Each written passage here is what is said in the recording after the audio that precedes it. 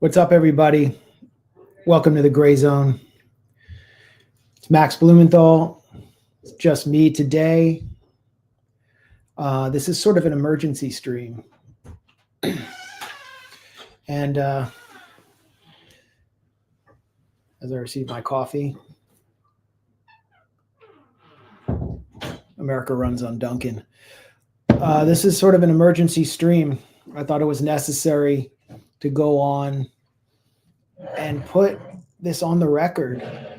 What I and my close collaborator here at the Grayzone, Anya Parampil, have gathered from a Trump official, someone who knows what's going on inside the administration as the U.S. moves closer and closer to one of the most fateful decisions in its history, going to war on behalf of a psychotic, tiny, little apartheid state thousands of miles away, in a war that could cost many American lives, lots of blood and treasure.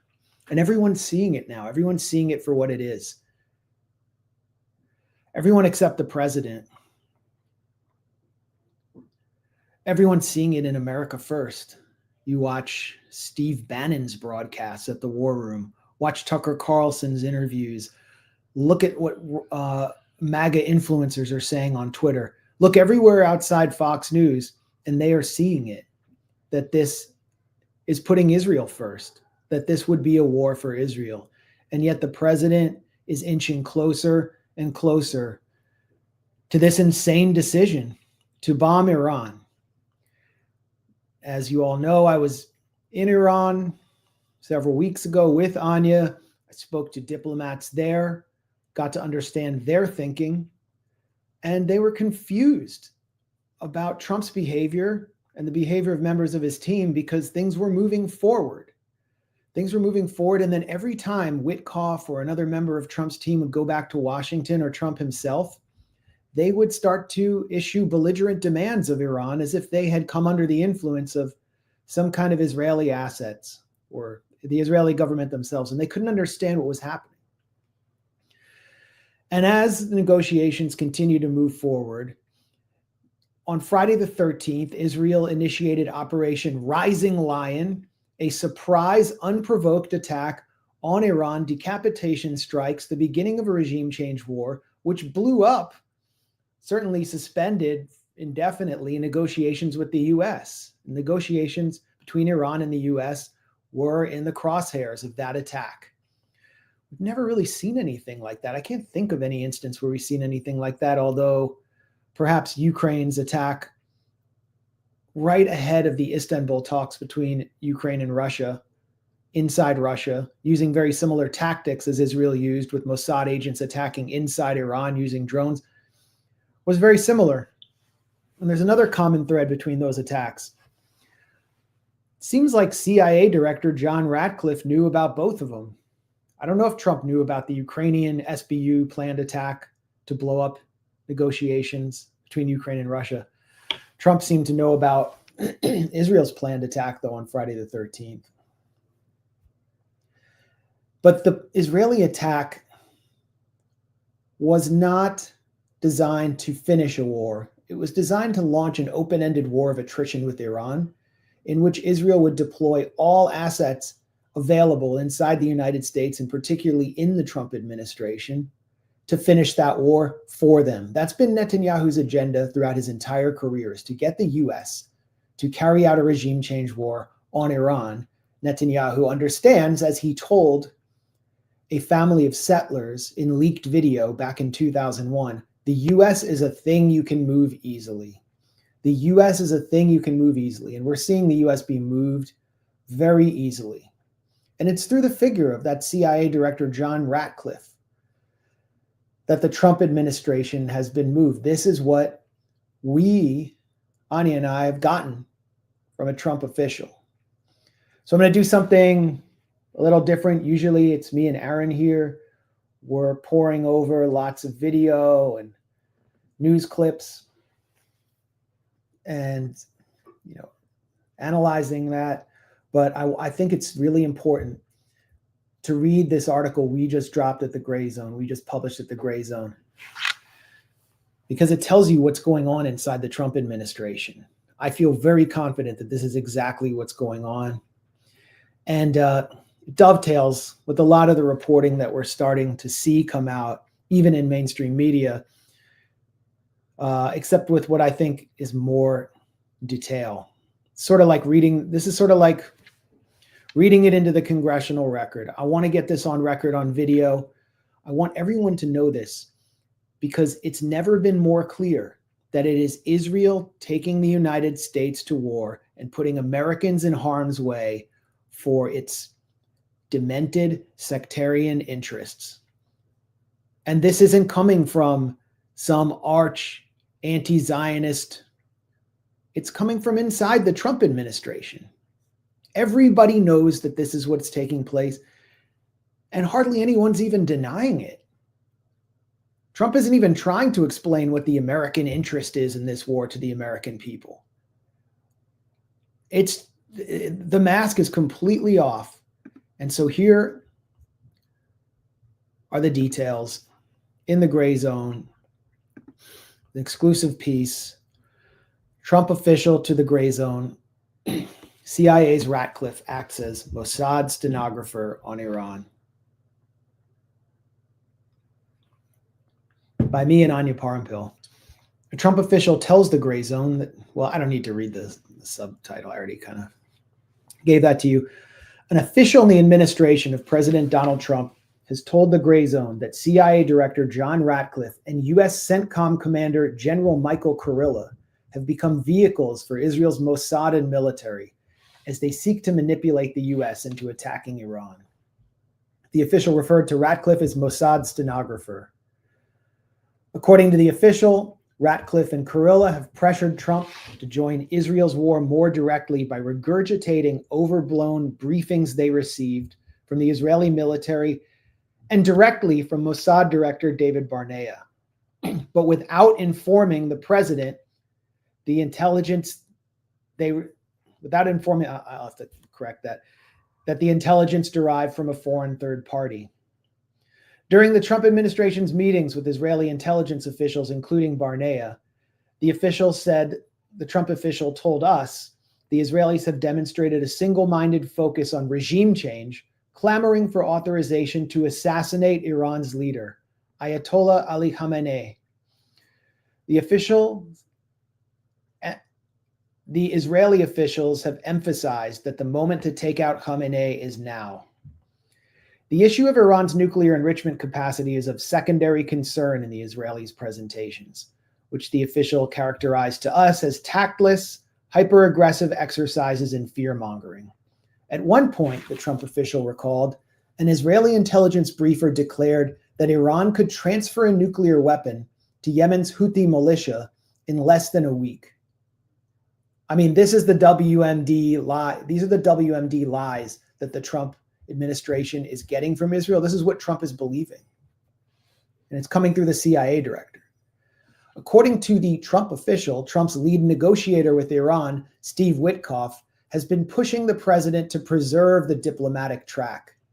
However, an Israeli assassination of Khamenei would almost certainly be the nail in the coffin of nuclear negotiations, which is precisely why the Israelis seem so determined to do it. If the U.S. enters the war by attacking Iran, the official fears that Iran will activate IRGC-backed popular mobilization units to attack U.S. troops and bases in Iran and Syria, leading to American casualties and triggering escalation well beyond the initial scope of Iran's nuclear program. Having launched a damaging war of attrition with Iran, Tel Aviv is deploying every mechanism at its disposal to compel the U.S. to lurch headlong into the conflict it initiated, but which it cannot finish on its own. Inside the Trump administration, the source told the Grayzone that top officials who have questioned the logic of attacking Iran, such as Director of Intelligence Tulsi Gabbard and her deputy, former CIA officer and Director for the National Counterterrorism Center Joe Kent, have been excluded from meetings by White House Chief of Staff Susie Wiles. So Susie Wiles is a key figure here. on the pro-Israel side, on the Israeli side. Taking the lead in briefing the president is a highly suggestible CIA director whom Israel has groomed since he first entered Congress.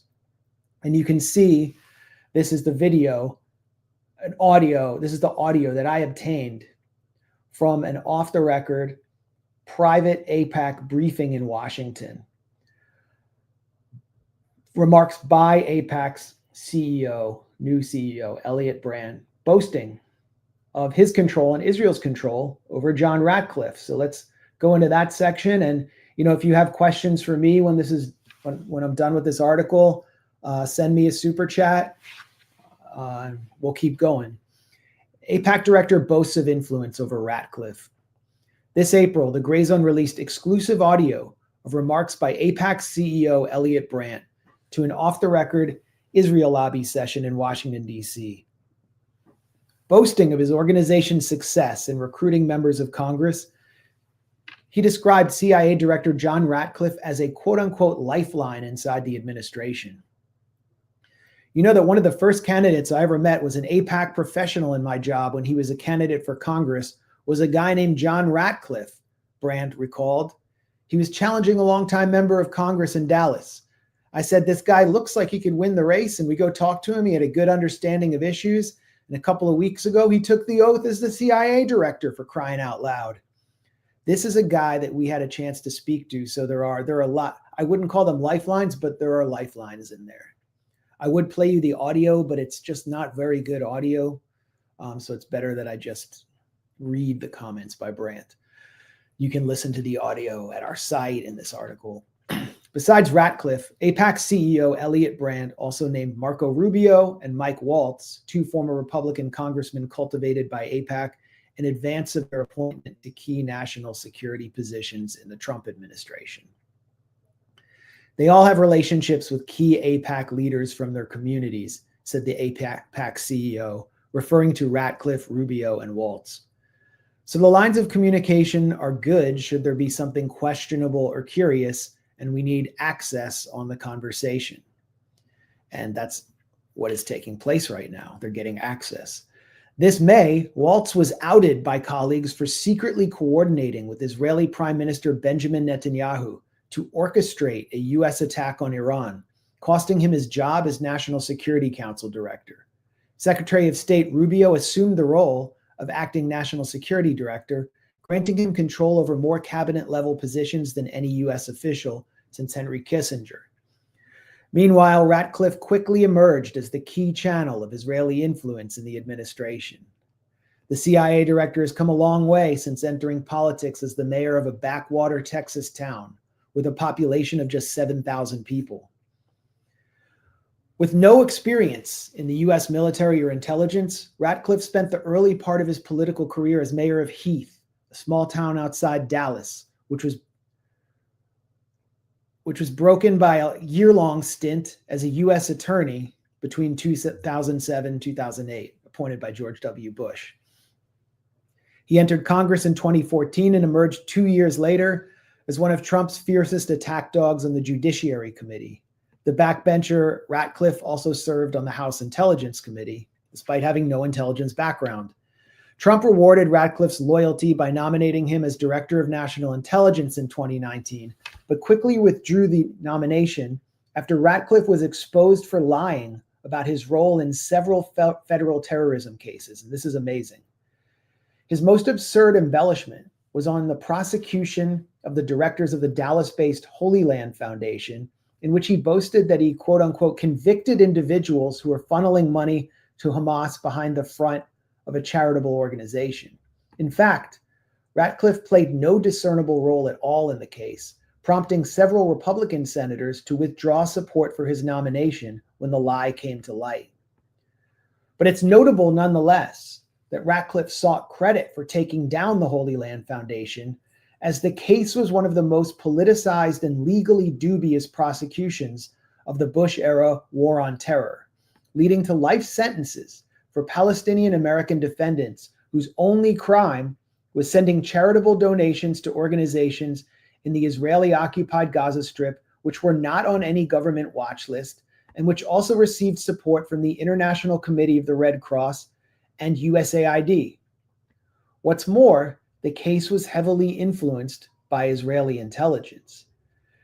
Following a mistrial that proved embarrassing for the US government, Israel's Mossad dispatched an agent to Texas to testify against the Holy Land directors. The judge allowed the agent to testify in secret, with the courtroom completely cleared except for the jury and the lawyers, and to do so under an assumed identity as Avi.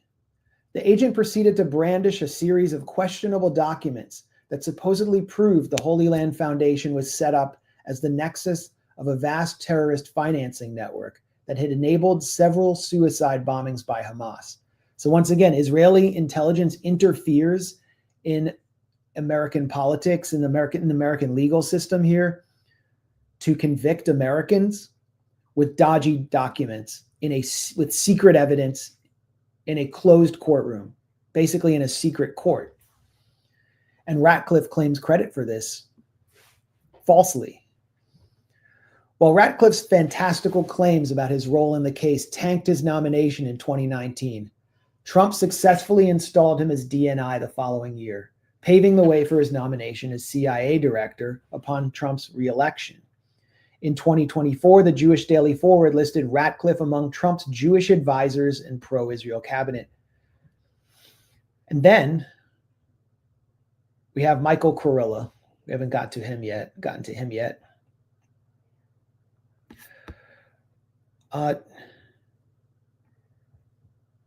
The Trump official that we spoke to told us that White House Chief of Staff Susie Wiles has ensured that the president remains surrounded by Ratcliffe and General Michael Kurilla in briefings related to Iran. Ratcliffe is said to take dictation from the Mossad and read the documents they've prepared to the president without any sense of critical detachment, or disclose that the assessments came from a foreign liaison rather than US intelligence, which is a breach of protocol. Then there's General Kurilla, Michael Kurilla, who appears singularly focused in meetings with Trump on making the case for a US attack on Iran. In 2024, the pro-Netanyahu Israeli outlet Israel Hayom described Kurilla as, quote, a vital asset to Israel. The UK's Telegraph just this week referred to Kurilla as, quote, Israel's favorite general. Former Pentagon officials have even speculated that Israel's decision to launch an unprovoked surprise attack on Iran this June 13th was partially influenced by Kurilla's looming retirement in July, as Tel Aviv did not want to go to war without him present at CENTCOM, which is pretty stunning. Trump official told the Grayzone that Wiles has excluded Trump's director of national intelligence, Tulsi Gabbard, from crucial meetings where U.S. intervention in Iran was discussed. That included a June 8th meeting at Camp David where Ratcliffe used a clumsy sports metaphor to insist that Iran was just days away from producing a nuclear weapon. It's like saying a football team marched 99 yards down the field, got to the 1 yard line, and oh, they don't have the intention to score, he argued to Trump.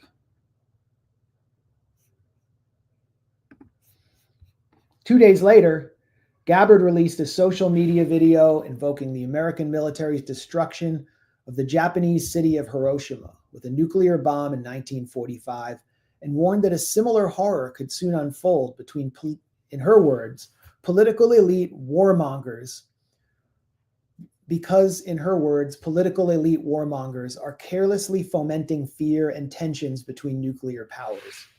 Trump was reportedly infuriated by her comments. Asked by a reporter about Gabbard's testimony this March that Iran had not restarted its nuclear weapons program, Trump grumbled, "I don't care what she said," then echoed Ratcliffe's view, which was by extension the view of the Israelis. This is what Trump said. "I think they were very close to having a nuclear weapon." This whole episode might explain why Gabbard released a statement yesterday. Was it yesterday?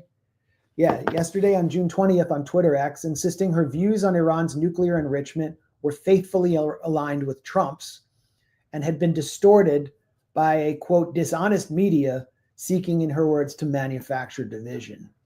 Though the statement reaffirmed her commitment to President Trump, her assessment of Iran's nuclear program did not differ from the evaluation she delivered in March, which determined Iran was not currently pursuing a nuclear bomb.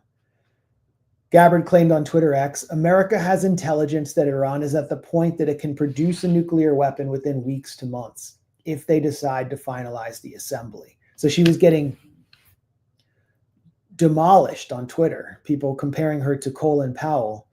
But if you parse her words and understand the context of the situation and how much pressure she's under, it's clear that she wasn't selling out her testimony this March, but was trying to fulfill her obligation to demonstrate loyalty to Trump.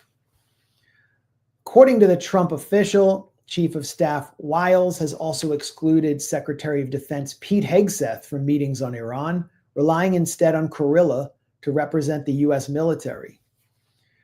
Vice President J.D. Vance has held a parallel series of meetings on Iran, the official said. In contrast to those controlled by Wiles, Vance has encouraged robust debate and included diverse perspectives. In public, however, Vance is constrained by the obligation, like Gabbard, to demonstrate his loyalty to Trump. For his part, Trump's views are said to be shaped by constant exposure to Fox News, just boomer behavior, which has transformed in the past 2 weeks into a 24/7 commercial for war in Iran. Fox News' coverage has become so transparently influenced by Israel's propaganda mechanism that Steve Bannon, the former White House chief of staff and intellectual architect of the America First movement, called for a Foreign Agents Registration Act investigation of the network. As Trump heads back to Washington today, Bannon lamented in a new stream that, quote, the party is on, suggesting the president has decided to go to war on Israel's behalf. And so it could be going down at any moment. And going down because Netanyahu decided, because the Mossad decided. So, if there's any questions about this article or anything else, I'll take super chats.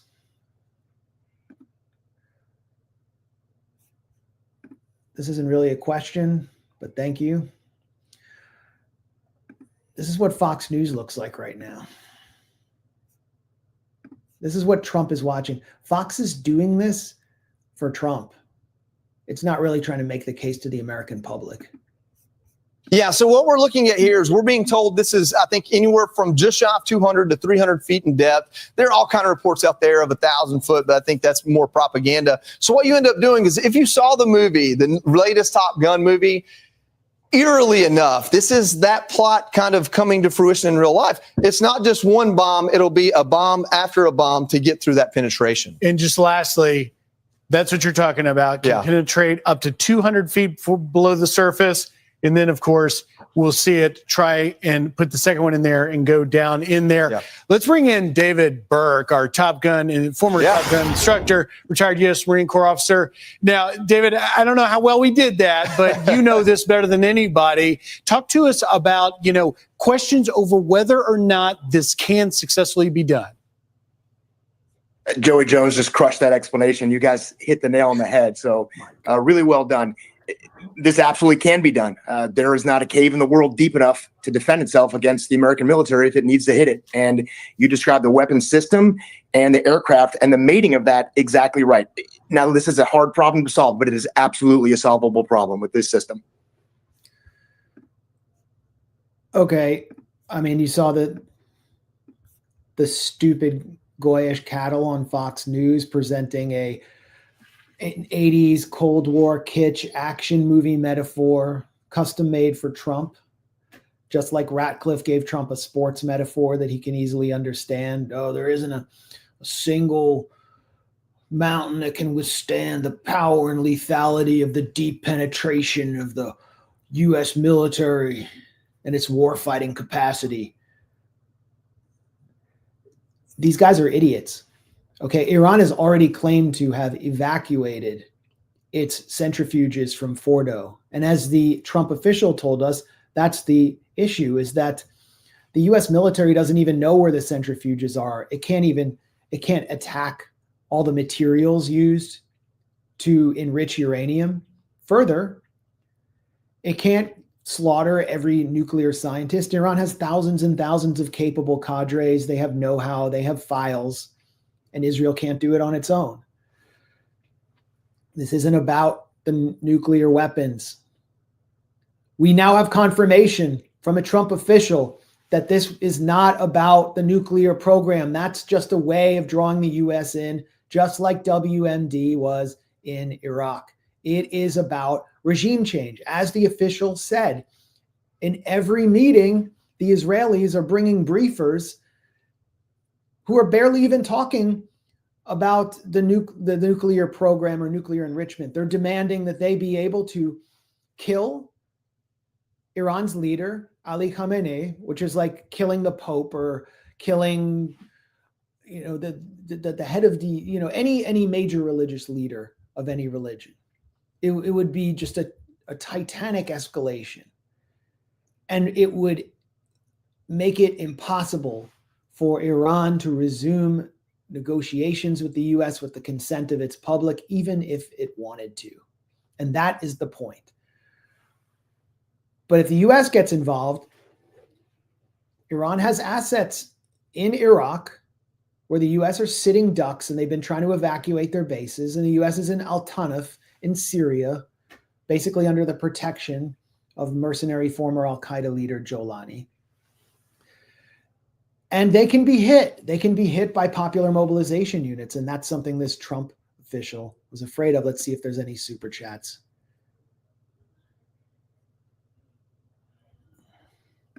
Odds Trump drops a tactical nuke on Iran. Great question. The Guardian has reported that one of the reasons that Trump has now issued some kind of 2-week timeline for further negotiations was lack of confidence that this would be a Top Gun scenario in which the lethality of the US military and its war fighters would penetrate the mountains in Fordo with their powerful bunker buster mother of all bombs, 3,000-pound warhead, and be able to achieve their goal, and that they may actually need to deploy a tactical nuclear warhead. And I have seen this for months in several war game scenarios, that the US would have to use tactical nuclear weapons. So this would become a nuclear war on behalf of Israel, which is already a nuclear power. And there are conflicting reports with Trump officials saying they haven't ruled this out.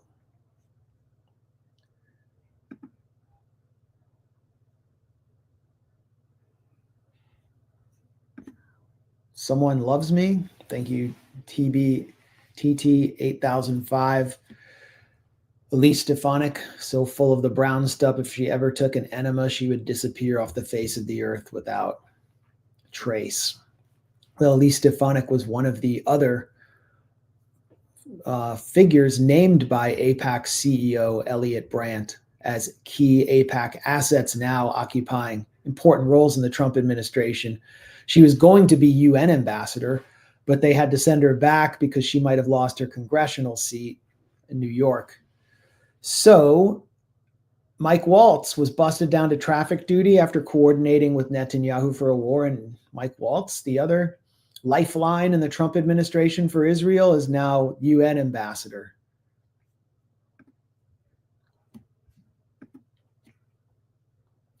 Pakistan is a CIA stooge bogus state, says WF451. India sold out to Mossad for 2 rupees and a japati. Turkey is a multifaceted turncoat. Only China and Russia can assist Iran. Well, Pakistan, has announced its intention to support Iran. I don't know what could come. Their Senate has issued a resolution supporting Iran, but they've also nominated Donald Trump for a Nobel Peace Prize, unless I'm reading fake news. I actually kind of can't believe that. I'm just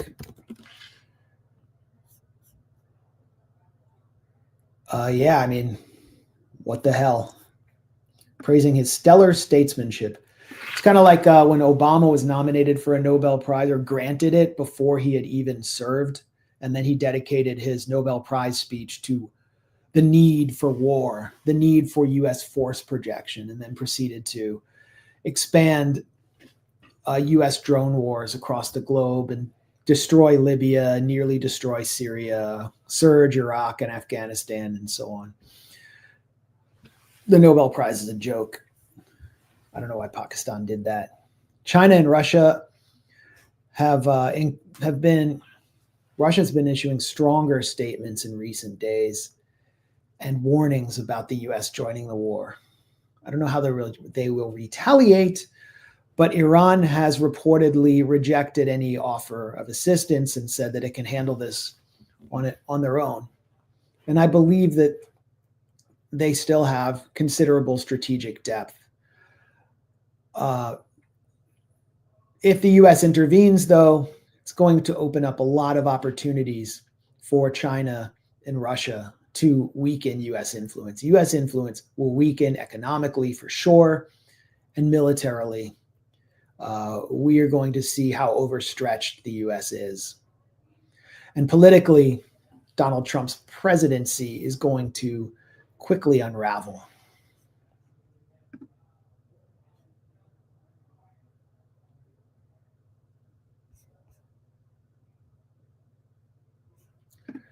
Israel's always been an extension of the War Department. I can't speak for other procurements, but the 25 F-15s I helped build in the 90s were gifted to Israel. Well, Israel was also gifted the F-35 to test it. And this is actually in the AIPAC seminar, the off-the-record AIPAC congressional seminar that I obtained, whose audio I obtained.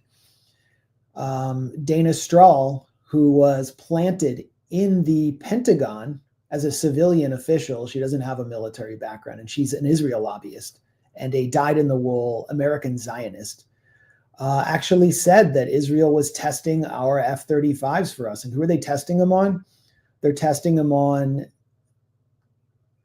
the besieged Palestinians of Gaza who have no air defenses.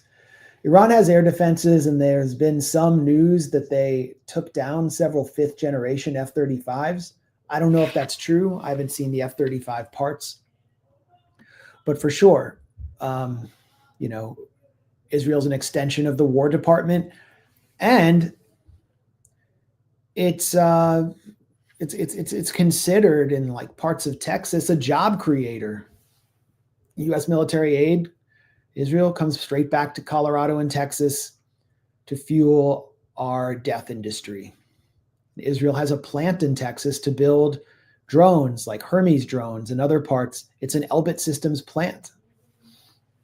Would be interesting to see if some group decided to emulate what Palestine Action has been doing in the UK, where they've actually been taking over Elbit System plants in London. And I believe Palestine Action was just proscribed as a terrorist organization by the government of Sir Keir Starmer, for attacking British warplanes that are being used to support the genocide in Gaza, attacking them like with their hands. Those are the terrorists.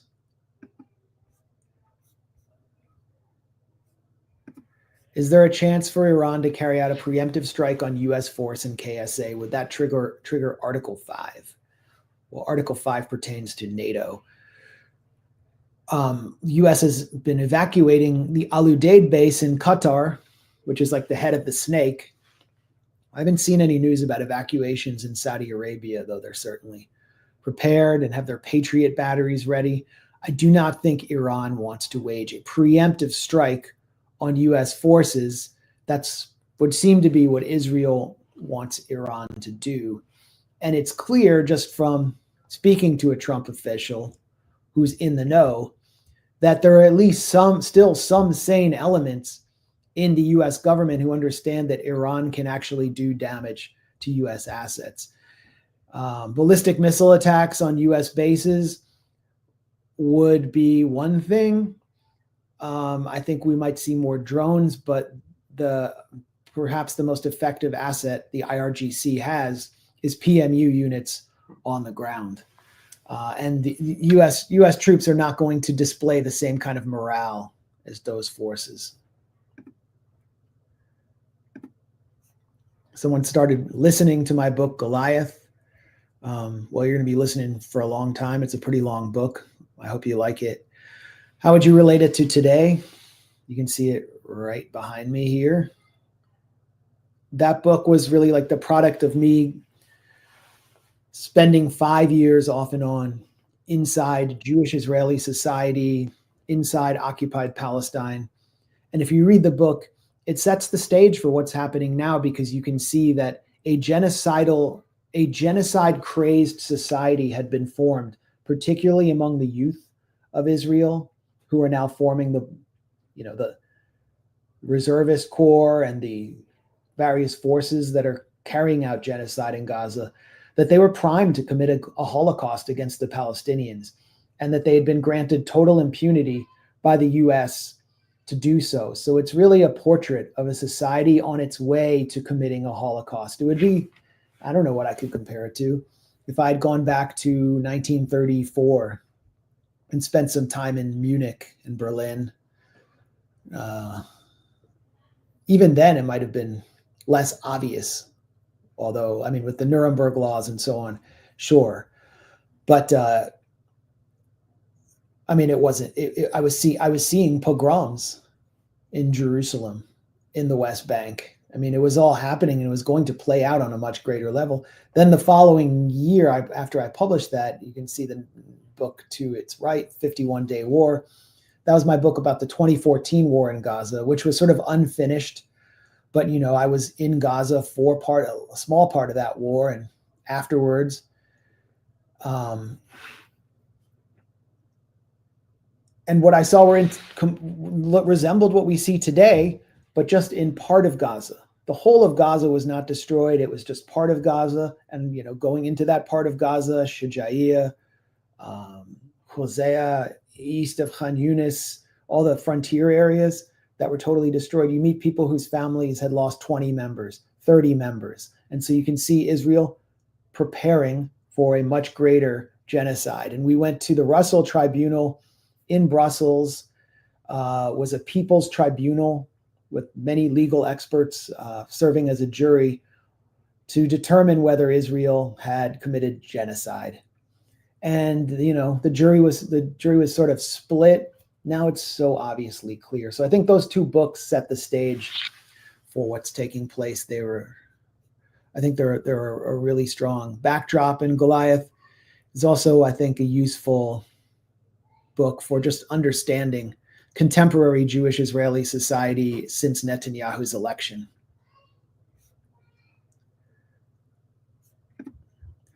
Yeah, we must stop the evil chants in Tehran before the evil chants come over here.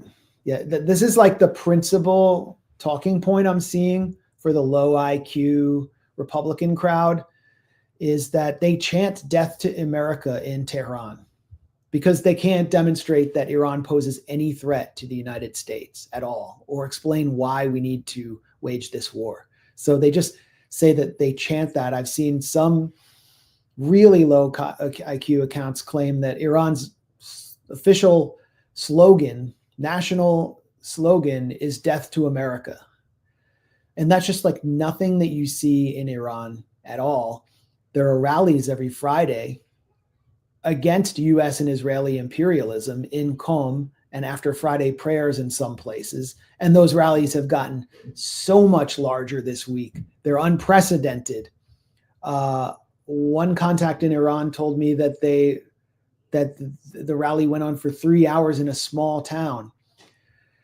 And so, I mean, it's sort of a self-fulfilling prophecy. The U.S. supporting these decapitation strikes, the killing of Iran's leadership, the threatening its spiritual top authority, bombing their cities, slaughtering civilians, doing what they're doing in Gaza to Tehran. And you don't think they're going to chant death to America now? But why would that make us want to go to war? How does that threaten America in any way? I can tell you, as an American, everywhere I went in Iran, people asked me where I was from. When I said I was from the U.S., no matter what their perspective was, I was received with complete hospitality. even in the former US Embassy, which is now called the Den of Spies, because it was one of the key espionage centers of the US in West Asia, the key US espionage center. And now it's a museum to that Den of Spies with all the espionage equipment. I did a Twitter thread on it. You can see all my photos from there. But the docent who was overseeing the museum, I told him I was from the US. He gave me some postcards and a plaque of Qasem Soleimani, who was killed by the US, to basically just show gratitude that I was there to see their perspective. So no, Iran doesn't pose a threat to the United States. Iran is not our enemy. Iran is not our enemy. The neocons are our enemy. Israel's assets in the Trump administration are our enemy. The corporate media is our enemy. And Israel is our enemy. Our enemies are right here. How can Iran be our enemy when it can't convince us to do things against our will? The American people, by massive margins of over 80%, do not want to go to war, and Americans will die in this war. And Israel is manipulating our bought-off government into going to this war. That's what an enemy does. The worst enemy that you can have as a frenemy is one that's close. It's not some guy across town who's like a mean dude, corn pop, but he's not threatening you in any way. It's the frenemy that gets you to go confront corn pop. And that's what Israel is. And that's what the corporate media is. And that's who the neocons are. And that's who Israel's assets in the Trump administration are. Iran is not our enemy.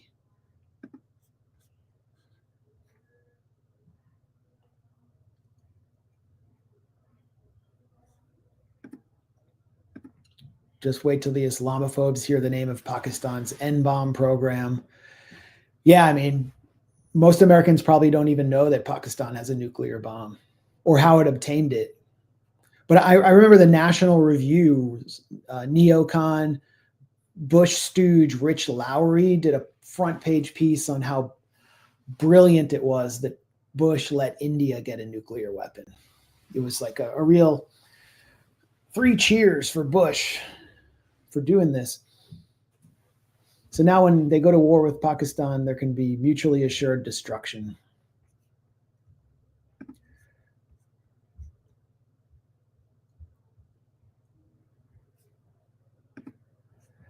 Iran is warning that sending aid to Israel means you're part of the conflict. Implications for the US or Germany. An official says they will defend it with their lives. Well, I don't think Iran is stupid enough to activate assets in third-party countries. But Iran certainly holds the US responsible for this war, and there could be a price to pay down the road. It's just that Iran is, while being accused of this being like the kingdom of terrorism, has behaved like the adult in the room all along, maybe too adult. And everyone in Iran that I spoke to felt like True Promise 3, which is being enacted now, phase 18 of True Promise 3 was just initiated reportedly, that they waited way too long to demonstrate deterrence, which allowed Israel to continue attacking it. And they were doing that because they're constantly working the diplomatic track. They want diplomacy to secure their economic existence, to get sanctions relief. And so why would they engage in such provocative behavior as doing what Israel and the US do, which is to kill and kidnap people in third-party countries, or just wildly attack supposed enemy assets around the globe? It's just, it doesn't fit with Iranian doctrine, but Iran has a lot of cards to play. I should mention there are something like 4 Iranian citizens who have been effectively kidnapped by France, including one woman who was arrested and jailed in France, an Iranian woman, for posting in support of Palestinian resistance on Telegram. I mean, these are kidnappings and it's hostage taking. And the West is using them as collateral against Iran. along with, waves and waves of Israeli assassinations.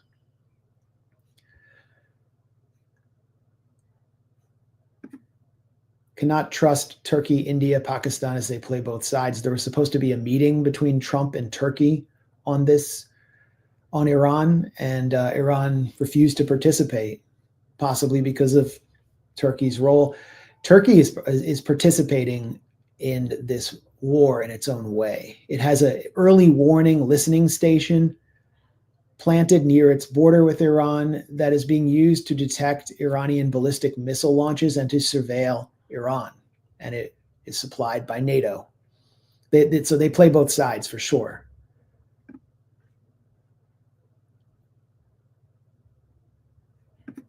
Are the remaining members of the Madleen still detained in Israel? I think some members have demanded that they go to trial, where Greta Thunberg accepted deportation. You can easily look this up, though. The Madleen was the flotilla that went to Israel that was just, basically boarded, everyone arrested for trying to bring food. This was, the moral way of trying to stop the siege, and you see where it goes. The crew gets humiliated. The Israeli, I think was it the defense minister or interior minister who wanted to force them to watch footage from October 7th of Israelis being killed, which I guess would have been footage of the Hannibal Directive being enacted, in which Israel killed hundreds of its own citizens. I don't know why we can't see that footage. I think they don't want us to be able to analyze and verify it. But that would have been some form of psychological torture. Anyway, there's no way of stopping the siege. It was great what they did. It was a great PR move. It focused the media's attention back onto Gaza, which it wanted to ignore. But there's no way of stopping the siege. Nothing's going to happen. Israel's not going to change without force. That's the lesson that we're seeing right now. Israel only understands force. Sadly. And it cannot complete its wars without the US.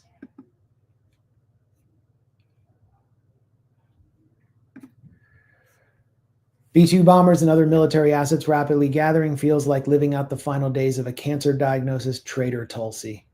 Well, I would go back to my article and what I said about Tulsi Gabbard.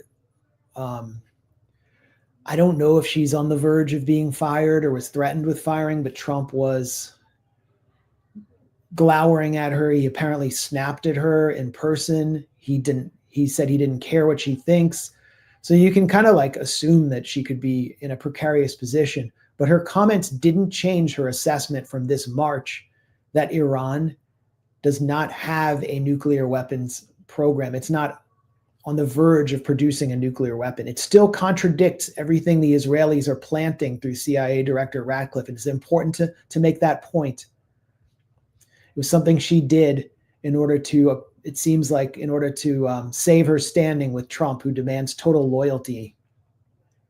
Because she issued that statement on June 10th, comparing what's about to happen to Hiroshima. Yeah, living out the final days of a cancer diagnosis. We're not living out the final days of a cancer diagnosis. It's going to be a long, slow death from here on out. Why is it happening? Because Israel is a cancerous tumor on the face of humanity, and no one can deny it now.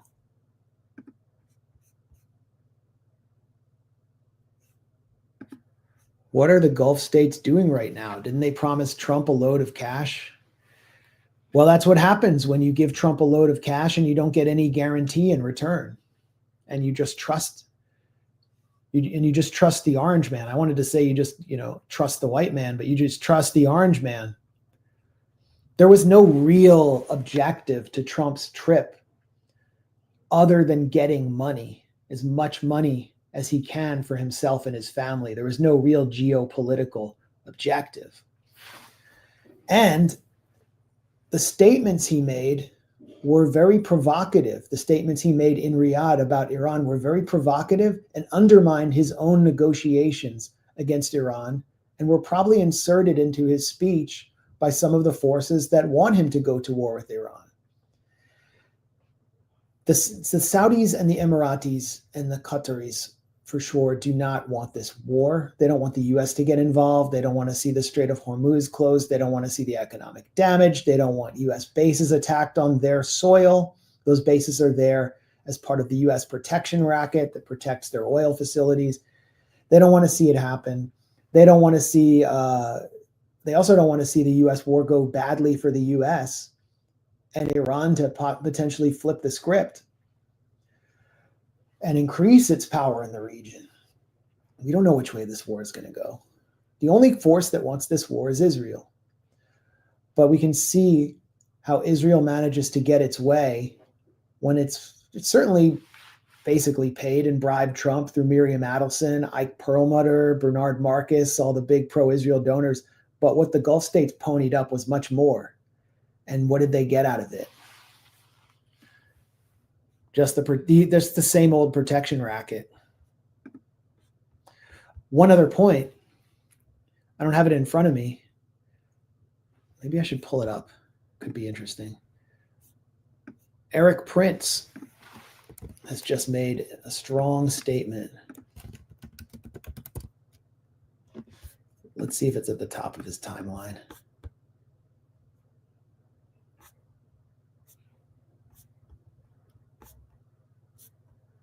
I don't know where it was. It might have been a reply. But Eric Prince he basically works for the Emiratis. He's a key advisor to Mohammed bin Zayed. He's very close to that government. And he has declared, let's see. He's declared his total opposition to this war. Can't find it on his Twitter account, but he said again and again, total opposition to this war. So I think that's fascinating. He's someone who's sort of a bridge between MAGA, America First, the Trump administration, and the United Arab Emirates. And he's dead set against the US joining the war. Will we bother with a false flag before attack? We need to be very wary of a potential false flag. We need to learn the lessons of Syria with the chemical deceptions in Khan Sheikhoun and Douma, which were designed to draw the US in. That was a laboratory for future wars. And I think many people saw through it, but Trump bombed both times.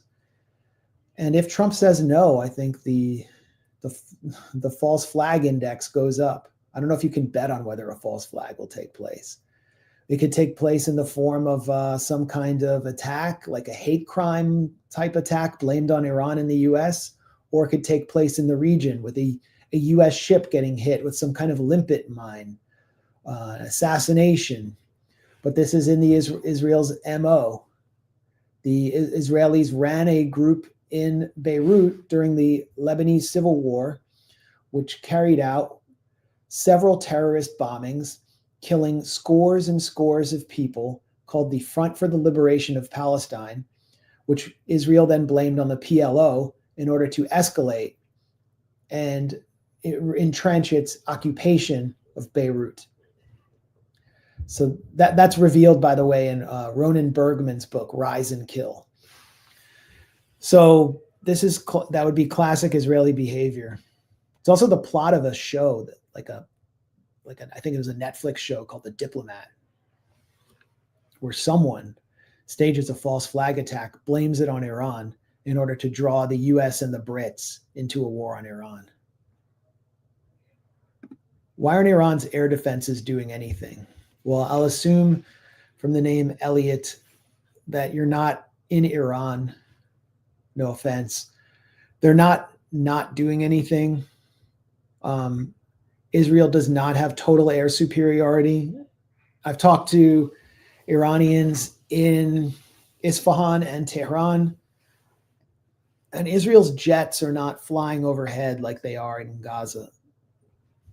They have penetrated Iranian airspace, violated Iranian airspace in Western Iran, and they've actually struck some Iranian missile bases there.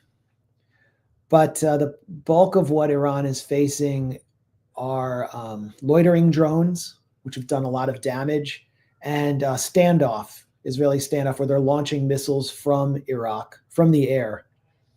So Iran's air defenses are intercepting a lot of Israeli projectiles, and you can see them doing so with cluster bursts, which indicate that they're not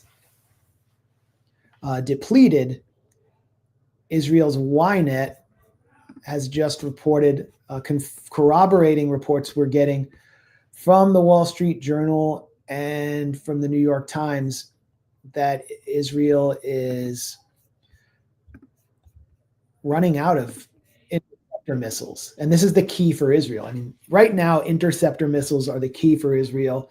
There were reports that 2 days ago, the U.S. replenished THAAD missile supplies. That's the U.S. supporting Israel's interception attempts. And the U.S. has destroyers in the Mediterranean, which are participating in trying to take down ballistic missiles. But this is from Ynet, Israeli broadsheet. Air superiority over those areas is limited, referring to Iran. Israeli jets face long distances requiring aerial refueling, and flying over central or eastern Iran poses heightened risks.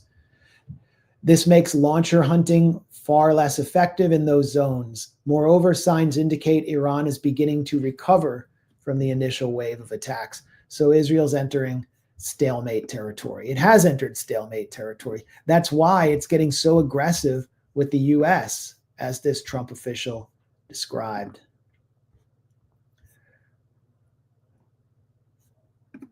Will the strength of resistance overcome the forces of wickedness and let the mountains of righteousness hold off the aggressors?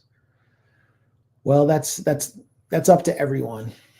Right now, I think Iran is fighting for civilization against barbarism. And I think most of the world and an increasing number of Americans see that. And a majority of Americans just simply don't want any part of this wickedness and have watched what Israel did to Gaza. Don't think a country like that deserves our support, regardless of what they think about Iran. Adelson's $100 million contribution influences Trump, asked John Gowan. It's not $100 million.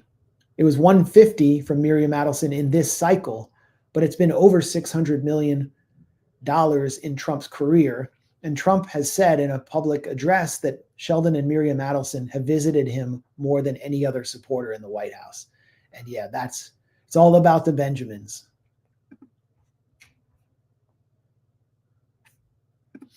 What kind of consequences do you anticipate for U.S. domestic speech, dissent, journalistic rights, and climate upon direct U.S. participation in the war?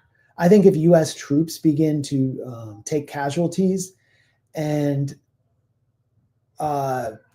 this starts to become ugly, then you're going to see a crackdown more than we already currently see. The FBI has formed some kind of counter-terror division focusing on Iran, as though Iran has some important assets in the U.S. And we will have sacrificed even more of whatever's left of our democracy and our constitutional rights for a psychotic little apartheid state called Israel. It's already been happening since October 7th. This will be. It could also. I think the real existential war for the U.S. would be with China. And I remember, by the way, during the run-up to the Iraq War, or during the Iraq War, Tommy Franks, who was then the commander of CENTCOM, was a U.S. general. He said, one more 9/11 attack on the U.S. and that you can kiss your democracy goodbye. So if there were some kind of attack in the U.S., suppression, repression, targeting of us would be next level.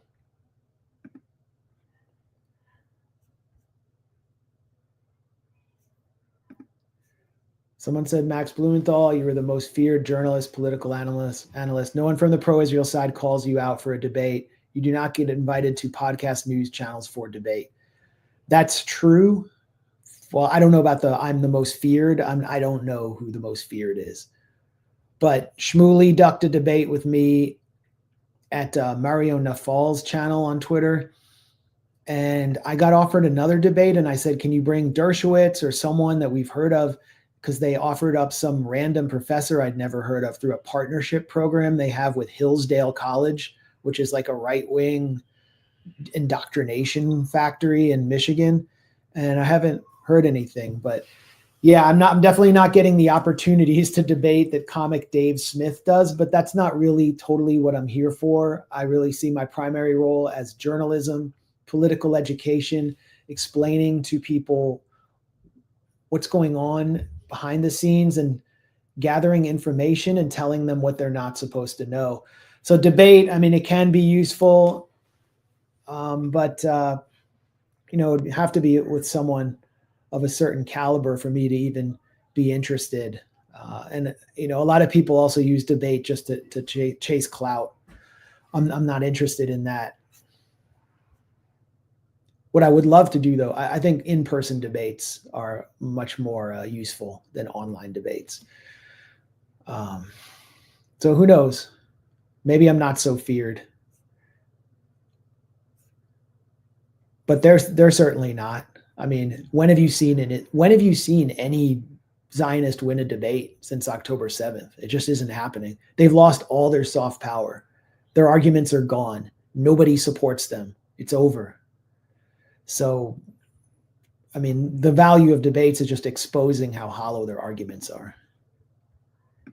Middle East people should read On Protracted War by Mao Zedong.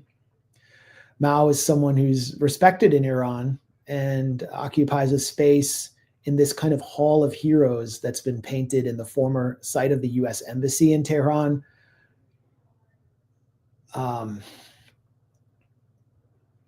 He is there for China's support of Iran, but also because I would assume he's had some influence. But if we look at what took place in Yemen, what was it, like Operation Prosperity Guardian 2 or whatever Trump launched, and we got a perspective into their thinking or lack thereof through Signalgate. That war, the Yemeni Ansar Allah militia, which basically is the real government of Yemen, they were prepared for a protracted war. They played it out perfectly.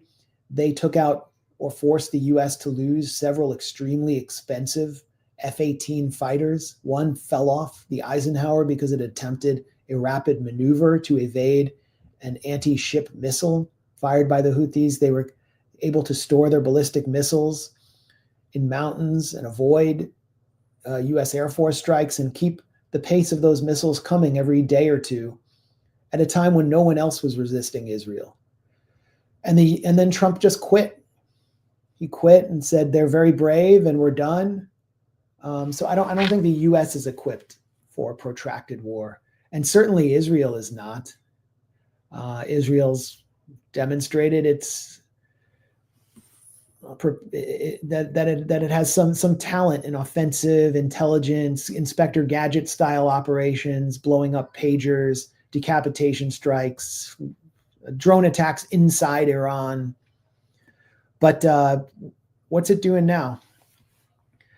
It's not able to finish this war. And in a war of attrition, they need the U.S.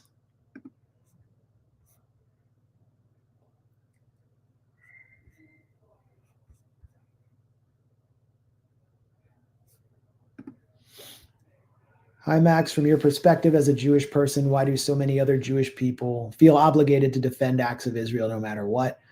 Well, I think it's obvious. Zionism is one of the key pillars of Jewish identity in the United States, although I see it as a departure from traditional Judaism and the Jewish culture and the religious faith community that I grew up in. Does not comport with Zionism, with the values of Zionism, with the reality of Zionism on the ground. And there are many Jews who have, I mean, if you look at the polling of Jews now,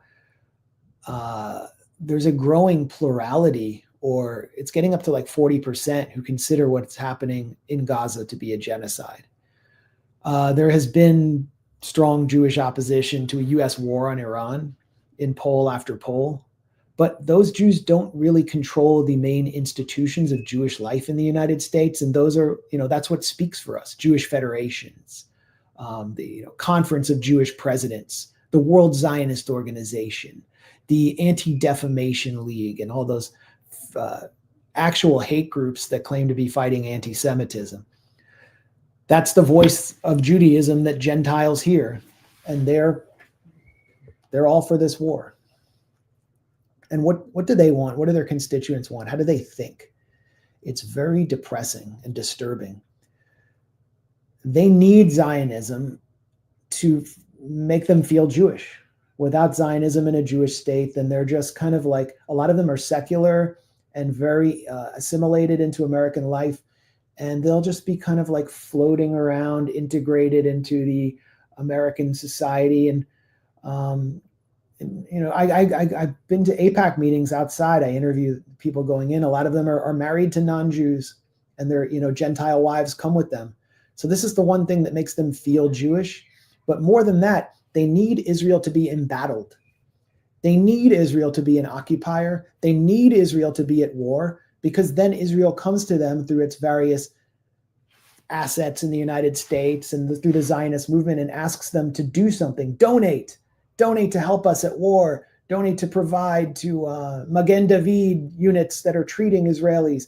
So much donations went into the millions and millions from the U.S. Jewish community went to Israel after October 7th, like record numbers of donations, including to groups like Zaka, which stole all the money. This was just reported in Haaretz. Surprisingly, they stole the money after fabricating all the lies about beheaded babies. But they need to do that because it makes them feel, it makes them feel like they have an identity. They have a transcendent identity and a transcendent cause, and they have to show solidarity. And Israel at peace will make their identity become hollow and evanescent. And that's the disturbing reality of the Jewish establishment in the US, which is ruled by Zionism. And Jews on the outside of that have no way of organizing. It's very difficult to participate in Jewish communal life if you're an anti-Zionist or if you just aren't interested in these wars, but so many Jews are. So that's my explanation. There's also the religious explanation, and religious nationalism is rising in Israel. So you see a ricochet effect or an echo effect in places like the 5 towns in Long Island and these hermetic Jewish communities that don't really, where they're holding auctions for properties in the occupied West Bank. And increasingly, you're seeing that young Jews who support Israel in the US are more religious, more ultra-conservative, and the rest are just kind of drifting away from it. So we're really dealing with a phenomenon that's not just among Jews, but in general, where it's kind of a boomer thing. And only Republican boomers within the two parties, Republican boomers are the only group that still support Israel. The Fox News crowd that buys like, My Pillows, and they buy like weird, they buy like mail order blankets off Fox News commercials. By the way, Fox News, they've been doing a lot of AIPAC commercials recently. It's like kind of a way for Israel to basically pay Fox News, which is why Bannon has called for a foreign agent investigation. Where are we?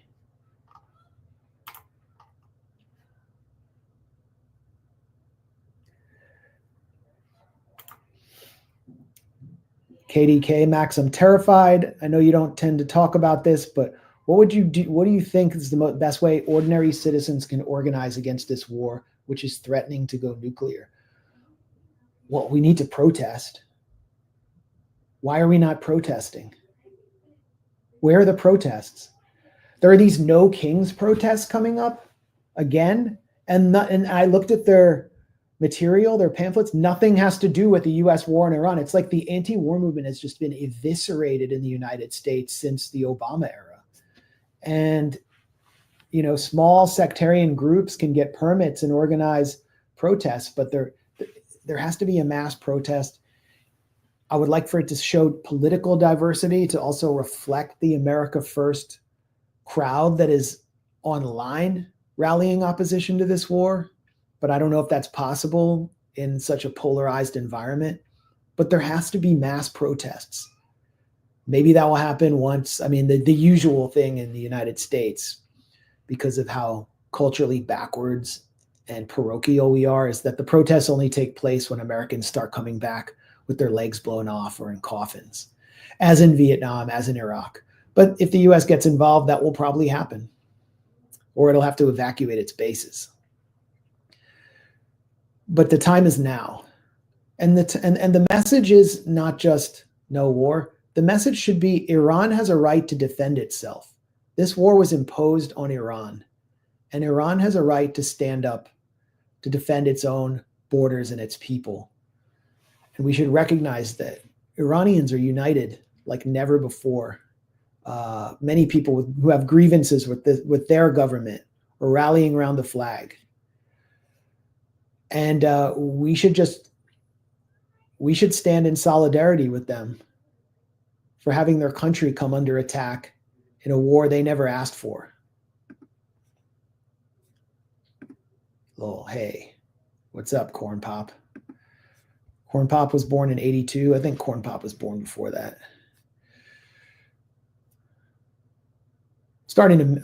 It's getting so bad, I'm starting to miss Biden. Like, Trump isn't even saying funny shit anymore. Biden would just can we just get like some dementia comic relief? Hair standing up on my legs. Turn off the radio. Turn on the TV. It's like that guy.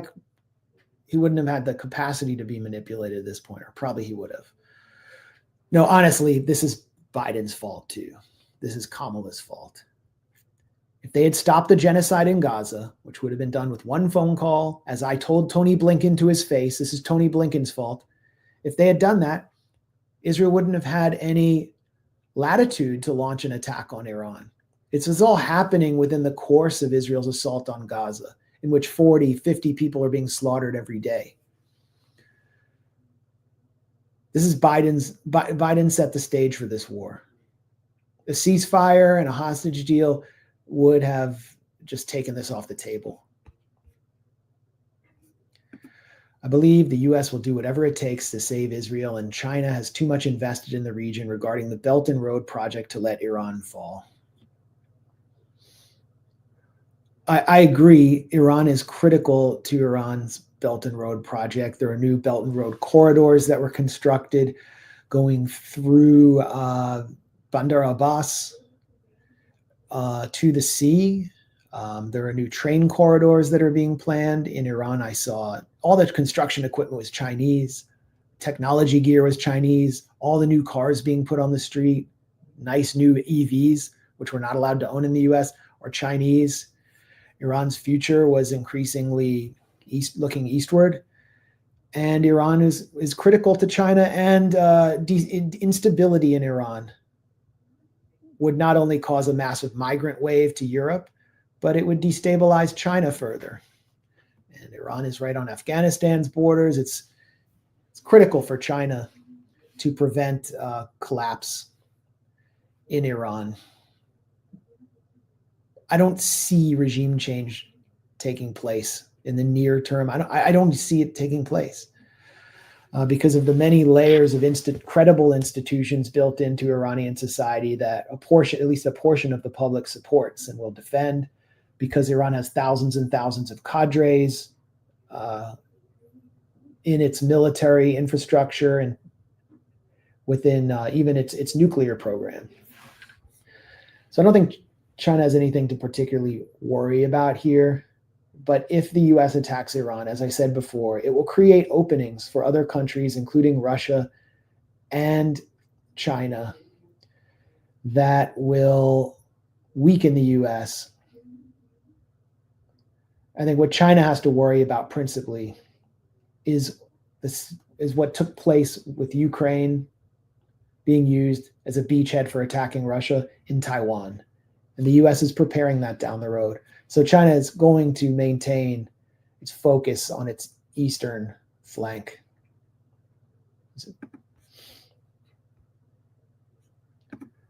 I don't think there'll be negotiations for a while. Do you think there could be negotiations afterwards? How could we stop this war before it becomes a world war? I think there could be negotiations unless Israel kills Ayatollah Ali Khamenei, which they want to do to prevent negotiations forever, which just shows what a destructive force they are. Speaking to Iranian diplomats in Iran, they very much wanted to negotiate a deal. They were not going to give up enrichment. The US kept demanding they give up all enrichment, blow up their nuclear program. That wasn't going to happen.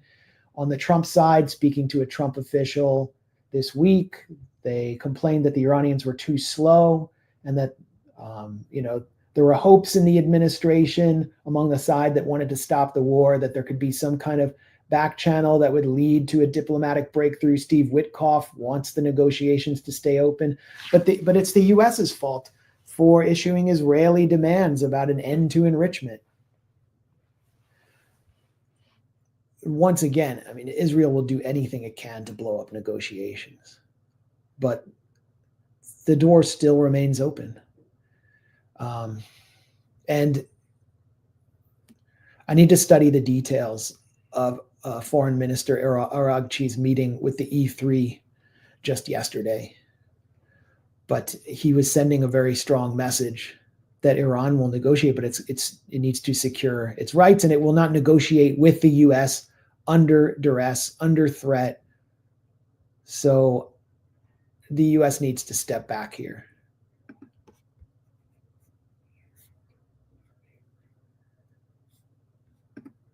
Weak-minded Trump may be the last US president if he starts a nuclear war. On behalf of Zionist demons and neocon traitors, at least Biden had senility as an excuse. Well, I mean, I don't think we can discount senility with Trump, or that he's just has a lazy mind. The NATO summit has to be shortened for Trump to like a few hours because he lacks an attention span. And this is why figures like John Ratcliffe, who have been instrumentalized by the Mossad, have been so effective in shifting Trump's perspective. But in the future, the Republican Party is going to have a hard time nominating someone who isn't at least like J.D. Vance, much more skeptical of what Israel is putting down. And it's very revealing about Trump also, that he's thrown the architects of America First under the bus. Tucker Carlson is thrown under the bus. Attack dogs have been unleashed like Laura Loomer, and Tulsi Gabbard has been denounced. Trump has said he doesn't care what she says. She's his most loyal intelligence chief. She shifted parties for Trump. Trump called Tucker a kook. I don't know if Trump would have been elected without Tucker Carlson, Steve Bannon, and many of the influencers, the podcast influencers that are now protesting this war on their podcasts. How did he sell the war? How did he sell his candidacy to so many young men who came out for him in record numbers? It was through them. And Trump thinks that they're like his slaves and that they'll go back to total loyalty and worshiping him, maybe out of avarice, because they owe him for their fame and fortune. And it's up to them to show that they won't do that, including Charlie Kirk. It's up to them to say to Trump, hey, we're done with you, buddy. We're done with this whole thing. But I don't think they will.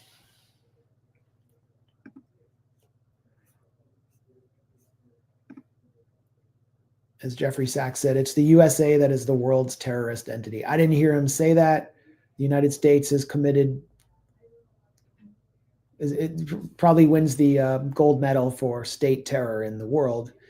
It's being used as a vehicle by Israel and the Zionist movement to carry out acts of terror and regime change against Iran. I think the whole debate over whether the U.S. wants to attack Iran because of just the U.S.'s own natural imperialist interests, or whether Israel is seeking to manipulate the U.S. into war with Iran, I think that's been pretty much settled at this point. I think it's pretty clear after this week what's going on. The month of Muharram starts on the 26th of June. It's highly unlikely that Iran will buckle in the month of Muharram, regardless of the cost. Shias are just a different kind of human. It is true that religious observances play an important role in the thinking of the Islamic Republic and how it deals with the outside threats. But I also don't think they will buckle, because just from a material point of view, they do have strategic deterrence.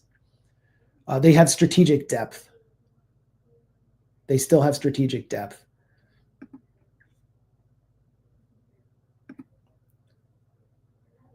Has any other government made an attack on their people into a snuff film to show their mates before?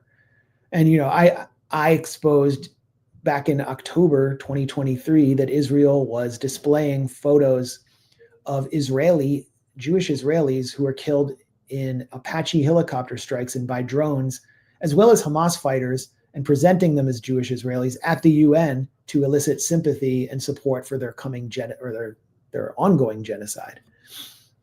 I've never heard of a country doing that, but the Hannibal Directive is unique to Israel because of the twisted logic of Zionism, because of the occupation, because of the situation it's in. How will Russia or China support Iran? We've been through that before, but Russia could support Iran by fulfilling Putin's threat at the St. Petersburg Economic Conference in 2024, which would be to do what the United States had been doing to Russia, which is to arm proxy forces around the world to weaken the United States. That could be in the Sahel in Africa. It could be in Eastern Europe, or there would be a new theater in Iran for weakening the United States as well as Iraq. And don't forget, the United States military killed scores of fighters from Russia's Wagner group in Syria and boasted about it. And Trump boasted about it. There are U.S. troops in Syria. So there is a lot Russia could do. It could do it outside Iran. But the U.S. is opening itself up by going into Iran. White smoke has been seen billowing over Tel Aviv, signaling that a new Epstein has been chosen. This is a joke I saw on Twitter. The first thing I learned in comedy is don't steal other people's jokes. It was a good joke, though. I mean, it was like one of the best tweets of the past month. White smoke is billowing from my yard because there's a barbecue, but I've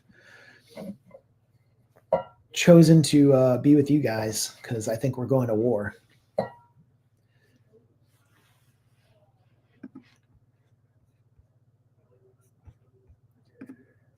To effect change in U.S. policy, we know that elections don't work, protests don't work. It would take a few decades or more to do the Zionist Jewish model of infiltration and embedding, short of violent revolution, what to do.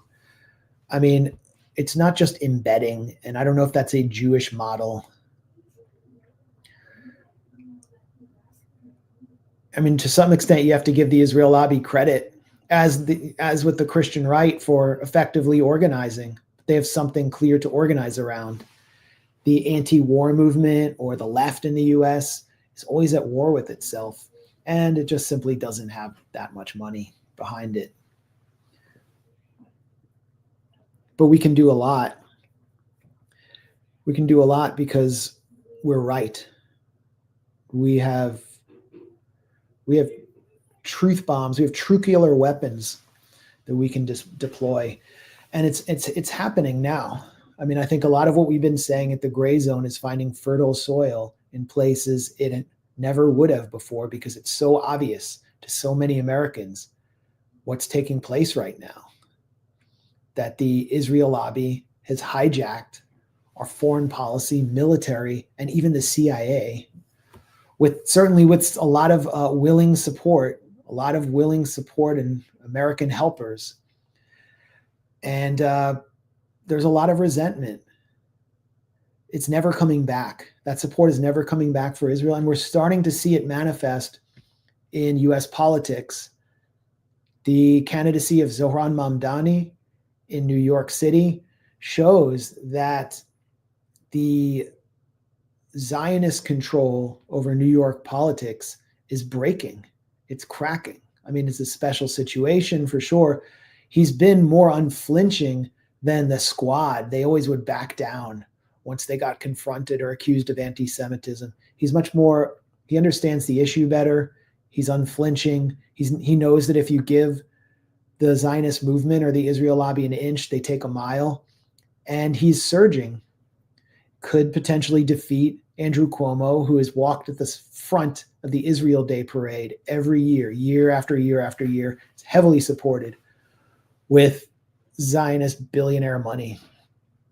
So, I mean, it also requires not being black-pilled and seeing the writing on the wall.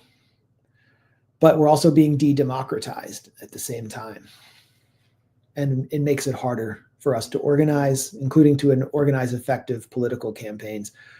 I would like to see some kind of like kamikaze primary campaigns in Democratic congressional races, just using those campaigns as a platform for people with anti-war, anti-Zionist perspectives to get in the debates. I'd love to see someone like Adam Schiff get primaried, and just even knowing that you'd lose, just getting in the arena, getting in a debate and exposing them for what they are. The same way that this is happening much more on the right. It really isn't happening that much on the left, although we saw Mamdani in the debates where he was accused of not supporting Israel's right to exist, expose the pro-apartheid racist mentality behind that question, which is that Israel can exist as a state of all its citizens, but it doesn't want to be that because it's a Jewish exclusivist state. He would support equal rights. And no one had anything else to say. That was a brilliant intervention. But it's not happening as much on the left as it is on the right, where we see Tucker Carlson get Ted Cruz into the studio and just dismantle the logic that's been handed to him by his AIPAC Israeli handlers. And he has a literal Israeli handler in his office named Omri Seren, who's from Israel, who is a veteran Israel lobbyist who controls, he's Ted Cruz's legislative director, and he's his national security advisor. And Seren's sister, Meirav Seren, was advising Mike Waltz in the NSC until she was fired. Now, Republicans under age 45 see that Israel has different interests than those of the US, and they are destructive to American national security. And they're going to see it more and more in the coming days, especially if Steve Bannon's right and the party's about to begin. What nuclear radiation horrors will unleash? That's a good question. So far, no nuclear radiation has been leaked from the many Iranian nuclear sites Israel's attacked, like the Arak heavy water reactor, or Natanz near Isfahan, and Fordo, if it gets hit with a 30,000-pound mother of all bombs near Qom. I mean, great question.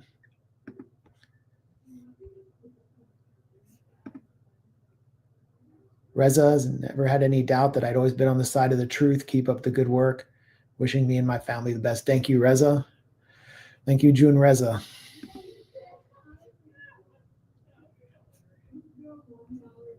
You think Pakistan up in? Would India stop them? I don't think Pakistan will intervene. Blackwater's in Haiti now doing who knows what. Blackwater's been rebranded, but I haven't heard about that. Wouldn't be surprised. Can anything or anyone stop the US from joining at this point? Well, yes.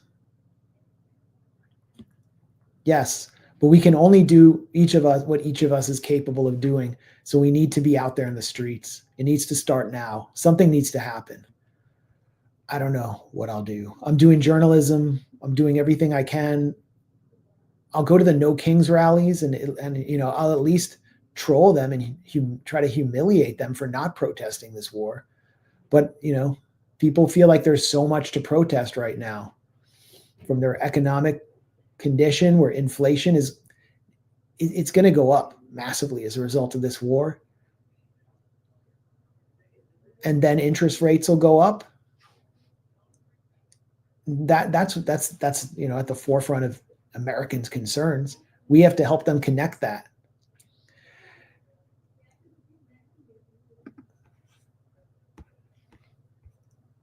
But find a protest. Oh yeah, call your congressman or woman and tell them to support the War Powers Resolution. Ro Khanna and Thomas Massey have put forward a good bill in the House, the War Powers Resolution. And I believe it's Tim Kaine and it might be Rand Paul on the Republican side are pushing it in the Senate. It's a good bill. Trump has to go to Congress. According to the Constitution, this would be an unconstitutional war. And of course, he's not going to go to Congress. But call your member of Congress and besiege them and get in their face if they won't do it. Most of you, if you're in the US and you have a member of Congress, they're probably an AIPAC tool. And I've gotten wind of a rumor that AIPAC's tools, about 220 of them in Congress, will introduce a resolution declaring that the Iranian nuclear program is an imminent threat to the United States and that the US must act. There seems to be an acceleration of American sports franchises, especially the NBA, being bought by hardcore Zionists and Israel firsters, Mavericks, and now the Lakers. I don't know who owns the Lakers, but like Bob Kraft, he's one of the biggest donors to Israel. I think he was a huge donor to Trump. And he owns the New England Patriots, and he takes all his players, including Tom Brady, on free trips to Israel. He's been like one of the biggest promoters of Israel in professional sports. So this isn't a new trend. Although Miriam Adelson owning owning Dallas is it makes her sort of maybe it's designed to give her more of an American veneer.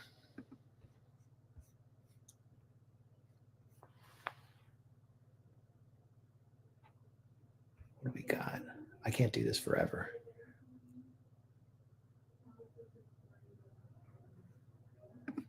I heard Iran was fomenting U.S. resistance and even building tunnels in Mexico, South America. Any validity to this? Probably not.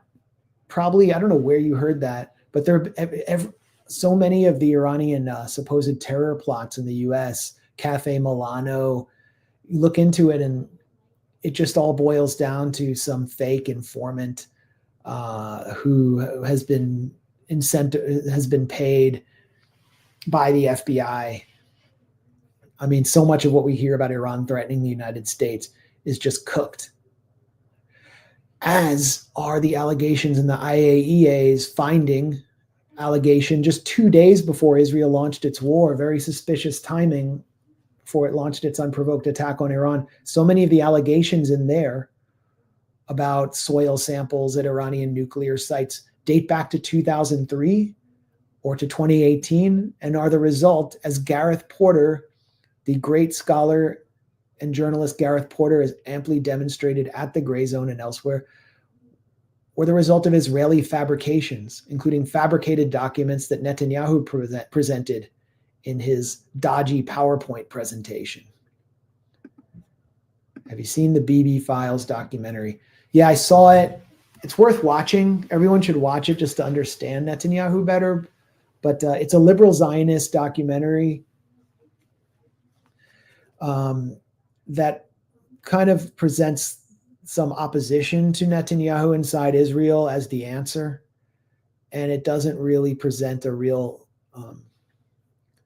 concrete critique of how Netanyahu is really the king of Israel and represents the beating heart of Zionism today and cannot actually be replaced, why he's there. They present him as some sort of rogue actor who's manipulated everyone. Also, it's kind of boring, relies heavily on allegations from people who testified in his corruption trials, which are like about him getting lots of bottles of wine from Arnon Milchan, the Mossad asset and Hollywood director, these kinds of things. That's the least of what Netanyahu did. And actually, some of those allegations seem a little bit unfair, but it's interesting to, I mean, it's unfair compared to like what our leadership does. What Trump just did in the Gulf was just like straightforward bribery. He's not just getting bottles of wine and cigars. But it's also interesting to watch to understand why Netanyahu's waging this war. As Bill Clinton said, part of it is just to save his political career because he will have to go back to trial if the wars end. So regional war preserves Netanyahu's coalition, keeps him in power. And he's at the end of his political career. He's also he's nearing the end of his lifespan. Thank you, KFD.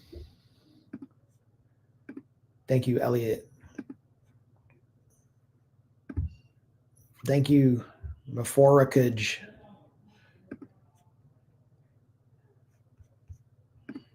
Considering my moonlighting career in comedy, when am I going on Bad Hasbro? I don't know. They never invited me on. That's up. Ask them. Maybe I don't know. Some people in like, no, but like, isn't, yeah, I mean, they seem fine to me. I don't know. I think we need to get some like anti-Zionist Jewish comedy tour going right now, though. I came across another anti-Zionist Jewish comedian whose name I forgot. Where is it? Do I have it? I don't have it in front of me. He's pretty good, though. There's some comedians coming up who are pretty good.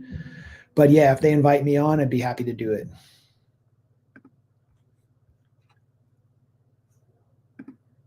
Just want to support your great work. I have balls unlike most. I think, most men have balls. Calling out Count Smirkula, thank you. Do I think Trump will attack Iran soon? Yes, I do. I do think this is very likely to happen. And that they are delusional. Trump is delusional. He's being led into it by manipulative psychopaths in Tel Aviv, and his presidency will swiftly unravel and turn to chaos. And that's partly why Steve Bannon and Tucker Carlson have been trying to intervene, because they believe the America First agenda will collapse. I think a lot of Democrats privately want him to go to war for that same reason too. And that's why we're not seeing so much opposition from the Democrats. Then you have Chuck Schumer, who's just an arch Zionist, who's wanted the U.S. to attack Iran for a long time, and attacked Trump 2.5 weeks ago, Taco Trump, for attempting to make a side deal with Iran, as if that would have been so terrible, for not being neocon enough. U.S. wants to break up BRICS. Is that a threat?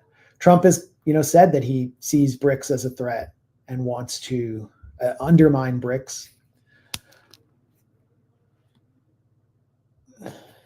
Ending negotiations with the U.S. for sanctions relief for Iran will strengthen BRICS because it'll have nowhere else to turn. Any book recommendations? Yeah.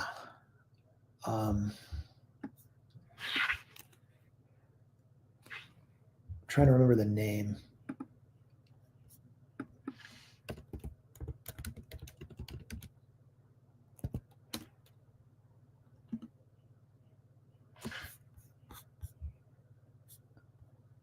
The name isn't coming to me. Wait, I got it, I think. Here's a good book, actually. It's like an academic text that I think it's worth checking out.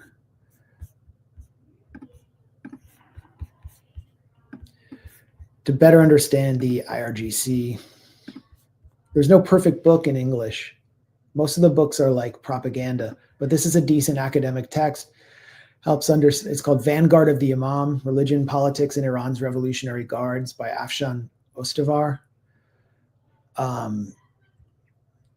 And it's worth reading to understand the roots of the IRGC, how deeply embedded it is in Iranian and Shia culture, how the Shia mentality developed especially during the 1970s, like the thinking of Ali Shariati is described well in this book, who conceived red Shiism, like Shiism that's alive, it's sort of influenced by Marxism in some ways, that's committed to social justice, and how that influenced the IRGC and then its activities militarily in the Iran-Iraq War, its development. These are things that I just think, and the history of the Iran-Iraq War as well. These are things that I just think Americans who are paying attention, or Westerners who are paying attention to this for the first time, need to understand. There's also Press TV put out a documentary, which it's not on YouTube, but you can find it on various websites, and it's like an 8 or 10 part history of the Iran-Iraq War, very much from the Iranian perspective. Like, some of the follies of the war are not covered there, but it presents the Iranian perspective very well, and particularly the Battle of Khorramshahr, which I talked about in an interview that I gave with Ahmed Hussam from Propaganda & Co., which is on his YouTube channel. The Iranians are putting up signs now in Tehran juxtaposing the welcome sign to the town of Khorramshahr from 1982 with the city of Tehran, to kind of say, this is our stand. That was the city that Saddam Hussein's forces occupied in 1980, after the city and its local militia held them off for weeks. And then Iran took it back, surprising everyone who was supporting Saddam, the Gulf states and the West, that they could take back the city, take back their own territory. And it really galvanized support behind the Islamic Revolution. This is like a new Khorramshahr moment for many Iranians. So to understand that history, I think, is really important. And there's that Press TV documentary, which is easy to digest. It's too bad there isn't really a good foreign news network to watch on this. Al Jazeera's coverage has been boring and somewhat pathetic, I guess, as expected. They were good on Gaza.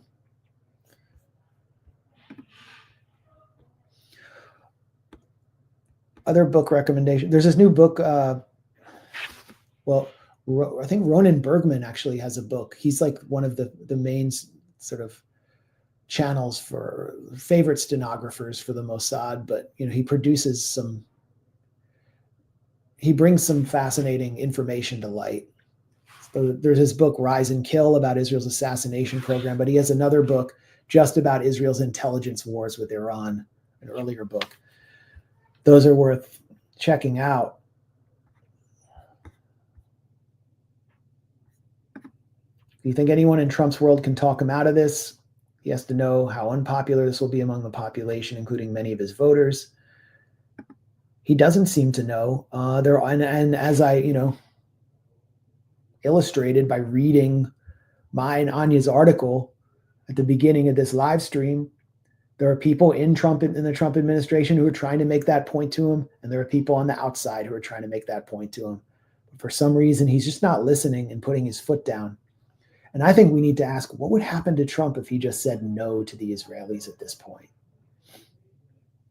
After 2 assassination attempts, what would happen to him? What would the Israelis do? That would be uncharted territory for Israel and its assets abroad. Is there any indication that the accusation from Musk about Trump being deeply in Epstein files suggests the Israelis have him by the balls and Trump just obeys their war wishes?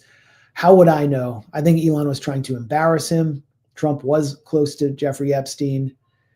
Trump has said that, the Epstein files, which is sort of just a name for all information related to Jeffrey Epstein. It's sort of a catch-all phrase that if they were all released willy-nilly could destroy lives. And I think he was concerned about that, but I don't think this is I don't have evidence that this is the main point of leverage for the Israelis. The main point of leverage is Miriam Adelson, the money, the intimidation factor.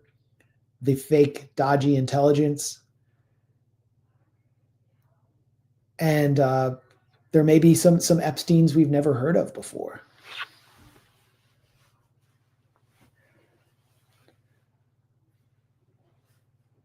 And, you know, we haven't seen anything enticing enough about Trump related to Jeffrey Epstein. But I know a lot of Trumpers are certainly disappointed with Kash Patel, Dan Bongino, for not getting anything interesting out there yet.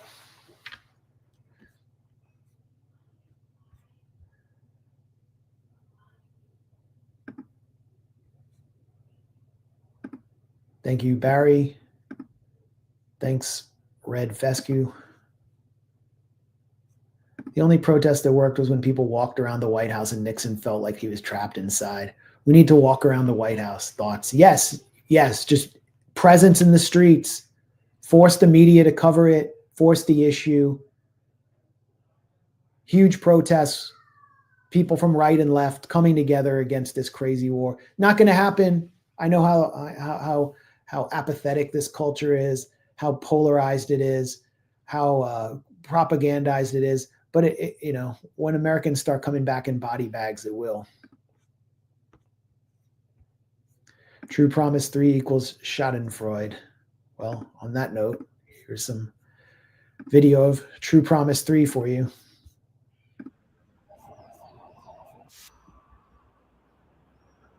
This is what Israel's been doing to Gaza. And Iranian ballistic missiles are Israeli target.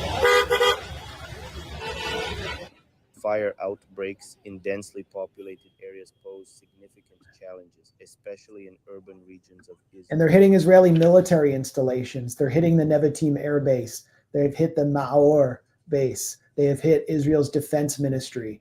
The Soroka hospital that Israel said it was hit was actually hit by a blast wave because Iran was targeting Israel's defense ministry, which is right next door, which has a tunnel connecting the hospital to the defense ministry, a terror tunnel, you could call it, where Israeli terrorists hide. Iran targeted a bus depot in Herzliya, and then that got put under strict military censorship because there were military sites there. Iran hit the Ramat Gan Diamond Exchange, which is an economic artery for Israel, bringing wealth to Israel from blood diamonds taken from Congo. These are all targets that Israel has attempted to strike inside Iran, and Israel's killing hundreds and hundreds of Iranian civilians. And I can't verify for sure that all of these are all of this is footage from inside Israel.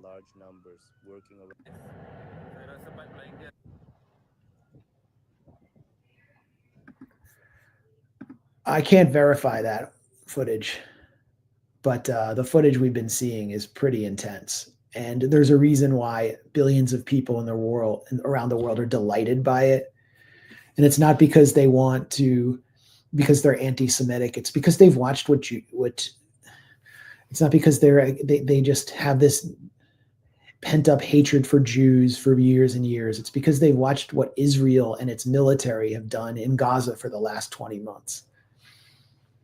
And in the last week, Israel has killed, I think, over 1,000 people in the last 10 days in Gaza, many of them seeking bags of flour.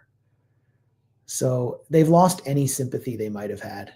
I saw Netanyahu complain that that Iran's missiles struck a mosque in Haifa. How many mosques has Israel deliberately blown up in Gaza? When I was in Gaza, there were mosque minarets that were just like hanging across the top of roofs that had been reduced to rubble. I saw blown up mosques everywhere. Did Kamala say Iran was our greatest threat? She was setting the stage. This was always in the plans. Yes, she did say that during the campaign, and that was handed to her to say by Israel lobbyists so she could compete with Trump for pro-Israel donations. Thank you. Iran has a right to defend itself. I'm going to have to jump off in like 10 minutes. What do we know about nuclear contamination if they blow up this facility?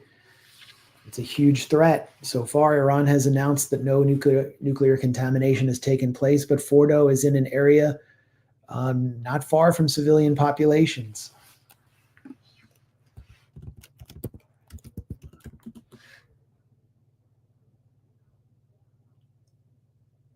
And the centrifuges have been reportedly evacuated.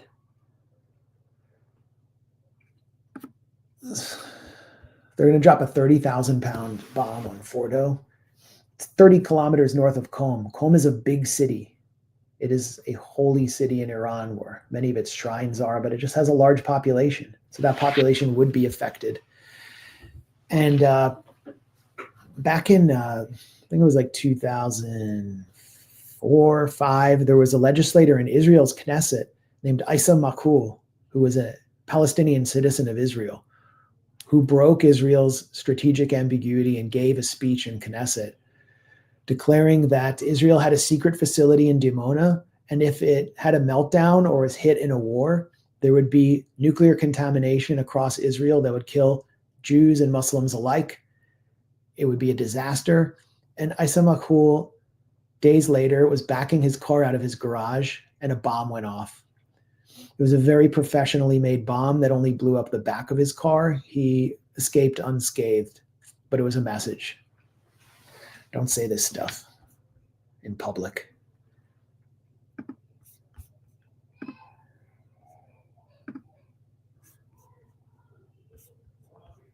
What do we got? Is Iran beating Israel like a redheaded stepchild who owes them money? Iran's holding its own. It's going toe-to-toe right now. They're getting more into a drone war. And it needs to do much more it needs to do more than it's done in order to restore deterrence. Is the city of London the capital of Zionism? Well, I've heard that theory before. I think Tel Aviv, Jerusalem, Washington. Thank you. Anytime anyone says Israel's our only friend in the Middle East, I can't help but think before Israel, we had no enemies in the Middle East. U.S. missionary John Sheehan. Yeah, take a look at Netanyahu's testimony on Iraq to the U.S. Senate, 2002, I believe. He was a factor in getting the U.S. in that war. Can you tell us more about Ayatollah Khamenei? The MSM portrays him as bloodthirsty, but his speeches and stances seem to be to the contrary.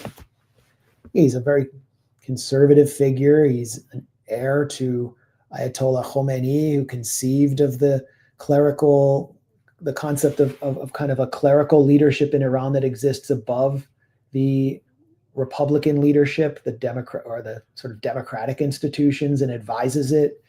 He's someone that millions of Iranians trust as a spiritual guide, as a guide on everyday life issues. And a lot of his tweets are going viral where he's commenting on relationships and how men should treat women. He's published many books on issues that relate to everyday life and the interpretation of Shiism. Many people have grievances with the Iranian government, see him as a kind of guide. And I visited his cell in the Savak prison in central Tehran, where he was held as a political prisoner, I believe in 1974, where he was tortured. He helped lead Iran's revolution alongside Khomeini, starting in 1964.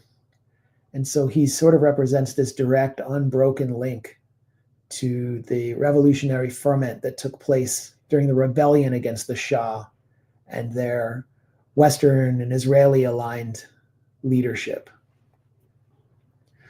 But of course, we're just being propagandized into hating him. I would also direct viewers to Khamenei's comments after the attacks in France on the satirical Islamophobic magazine Charlie Hebdo and Jewish communals and Jewish centers in Paris, which he stringently condemned, and he blamed on the West and said, these are your fighters. These are your killers. And he was right. Who was supporting al-Qaeda in Syria? Who was responsible for the rise of ISIS? It was the West and its Gulf and NATO allies in Turkey and its Gulf allies. Iran and the IRGC were fighting to stop al-Qaeda and ISIS from taking over large parts of the Levant, establishing bases, which they then used to crank out propaganda and gin up attacks inside France, which actually targeted Jews. Qasem Soleimani was a de facto US ally in those attacks. And, there are heroes in Iran who are some of the young IRGC fighters who took on ISIS. One of them, whose name I forget, was actually captured by ISIS. On camera, they demanded that he denounce the leader, Khamenei, and he refused, and they beheaded him. They sell shirts of him at the shrine to Ayatollah Khomeini. So, assassinating him, what is the point of that except escalation, except defiling other people's faith, defiling their culture, taunting them, demanding that they come at you? It would be one of the most disgusting acts in a chain of many disgusting acts, and not something that would be above the United States or Israel. Can Israel actually collapse, or will the West bail them out? Israel could just surrender and put down their weapons. They could also release the Palestinian hostages, and all this will end. That's my message to Israel. If you surrender and put down your weapons and release the Palestinian hostages, you're not going to be attacked. Not that I have any control over it. I'm just some guy sitting in a room in Zionist-occupied territory. But if Israel got in a bad position militarily against Iran and the US refused to intervene, they would get Trump to push for some kind of negotiation, and then they'd accept a ceasefire.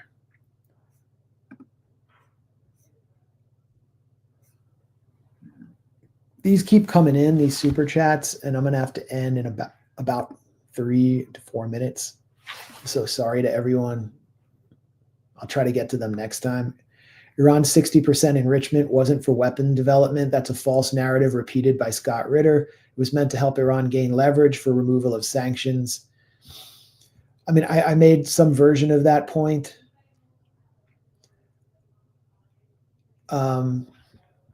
But it's almost like a moot point when the US demands that they go to 0% or only can temporarily be at 3.67%. It's a moot point because the US doesn't seem to be allowing any level of enrichment. And if Israel does what it says it's going to do, Iran will have to leave the NPT.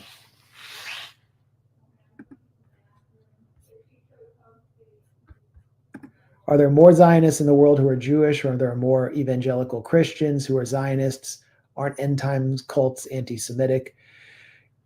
Yeah, I mean, there are more Christian Zionists in the United States than Jewish Zionists. But they don't convey the same level of influence, and they're basically there. They've been cultivated by a top-heavy lobby, as what the Israel lobby calls Israel's safety belt in the Bible Belt. And they are an end times cult. They are looking forward to Armageddon. Watch my video from Christians United for Israel. Christians United for Israel's first gathering in Washington. They were wishing for a war with Iran to fulfill biblical prophecy. They are Ted Cruz's base. They're the base of like any Republican senator in a red state. But they're not able to, they're at the same time, they're being instrumentalized by the Israel lobby. I mean, AIPAC helped set up Christians United for Israel for John Hagee. They're certainly not Christians as I understand Christianity.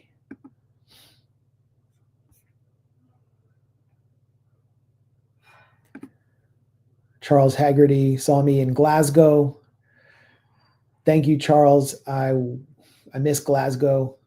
I met some great people there. Once I got like out of England, where all these psychotic Zionists were protesting me and threatening to assault me everywhere I spoke, at like Quaker meeting halls and elsewhere. Once I got to Scotland, it was like liberated territory. It was a real breath of fresh air. There's evidence this war was planned for years. Wesley Clark's statement after 9/11 listing countries they plan to invade. The clean break document from 1996 produced for Benjamin Netanyahu, authored by his cutouts in Washington, Meirav Wormser, Doug Feith, Richard Pearl, several other neocons. It was Netanyahu's strategy for the Middle East. And at the end, after taking out Syria, which a lot of dupes in the left and anti-war movement supported, after taking out Syria and Iraq, those were just stepping stones to Iran. That was made clear in that document. So this is 1996. Netanyahu is nearing the end of his career and the end of his life, and this is like the culmination of his entire life. And he's determined to get it done. He will do anything to get the U.S. into this war. And we have almost 27,000 people concurrently watching this. This is enormous. And I watch other streams about this, and there's so many viewers there. There's so much energy against this war. We have to do something with it. We have to get in the way. We have to be in the streets. I'm not a protest leader. I don't pull permits for protests. I feel even like silly carrying a sign at this point, but we have to do it.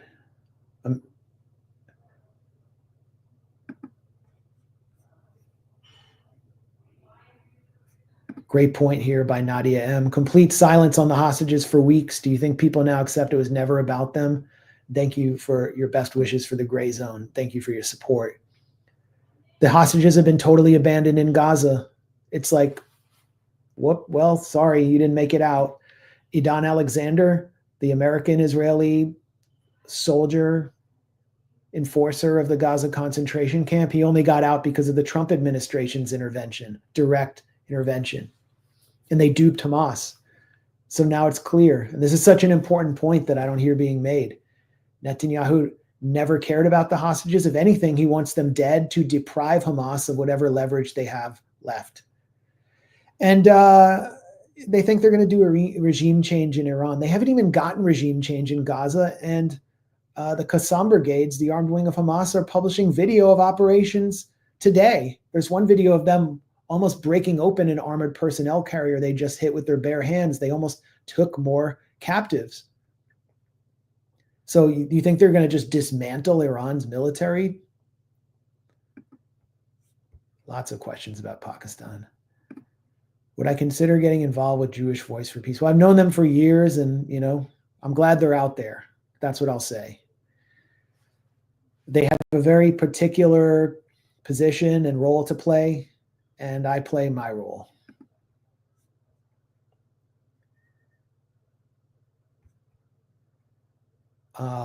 Maybe this is going to have to be. Jews in Iran love their country and consider Israel biggest threat to all Jews everywhere. Well, I found that to be true talking to Jewish communal leadership in Iran, including a member of parliament, a Jewish member of parliament in Iran. And some say they're insincere. They're not being forced to say it. They understand that when Israel carries out a crazy war, it puts Jews everywhere else in peril because they're held in suspicion. So they have to draw a sharp distinction between themselves and Zionism. But Iran's Jewish community is protected under the Islamic Republic's constitution. And I didn't feel the same kind of anxiety among them about anti-Semitism as I do among Jews in the US who talk about it constantly. You can see them openly gathering for prayers, wearing kippas in public. There was a Jewish antique store in Isfahan I went to, got some paintings made by the Jewish community there. And I mean, it operates openly. You take Israel out of the equation and it's just like there's no problem whatsoever. So the idea that Iran wants to commit another Holocaust and is just out to kill Jews for the sake of killing Jews, it immediately explodes when you meet Jews inside Iran.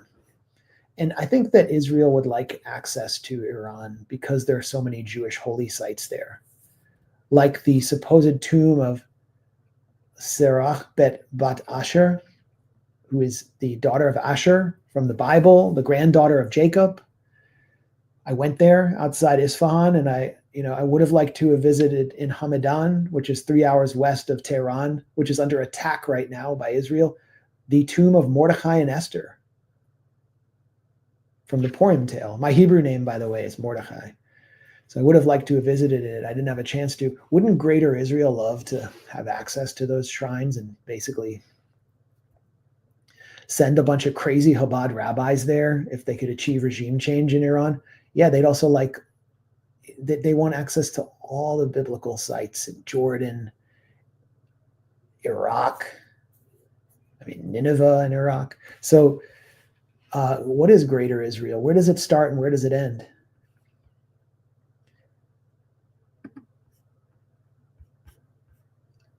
Last one. Man, there's some good questions here. Thank you, Simone Leonida.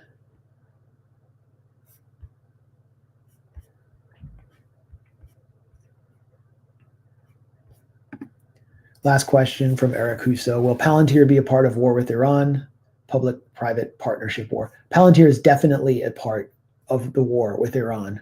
This is confirmed. They will use Maven, the Palantir program, for targeting in Iran. And Alex Karp, Palantir's CEO, says that 2/3 of all, strikes or explosions that he says target terrorists. He defines terrorism as pretty much anyone who opposes U.S. hegemony. 2/3 of that Palantir is responsible for 2/3 of that. And Palantir is another force that has commandeered control of the U.S. government. Actually, Peter Thiel, who's the co-founder of Palantir, gave a speech at a libertarian convention a few years ago. I can't believe he's identified with libertarianism. And he said that we're a tiny minority, but we can use technological means to take control of government. I'm paraphrasing him, but he said that. There's an outlet called A More Perfect Union. They're like a pro-union kind of liberal outlet, but they produced a really good documentary on Palantir that I would recommend. That includes an interview with a former Palantir employee. And as Wyatt Reed just reported for us, 2 Palantir executives and an executive from, I believe, Meta and another big tech executive were just appointed to Detachment 201, which is a new unit in the U.S. Army. And they now are lieutenant colonels in the U.S. Army. It's a new unit for big tech executives. So that's how infested the U.S. military is by these technocratic, dystopian, necro economy barons like Alex Karp and Peter Thiel. And try to get Alex Jones or any of the co-opted MAGA right influencers to denounce Palantir. You can't do it these days. It's weird.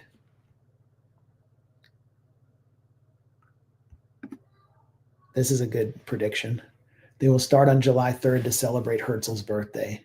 I don't know. I think if it starts, it'll start before then. Hey, I'm sorry I can't get to everyone's. Hey, glad to be your favorite Jew. Some stiff competition.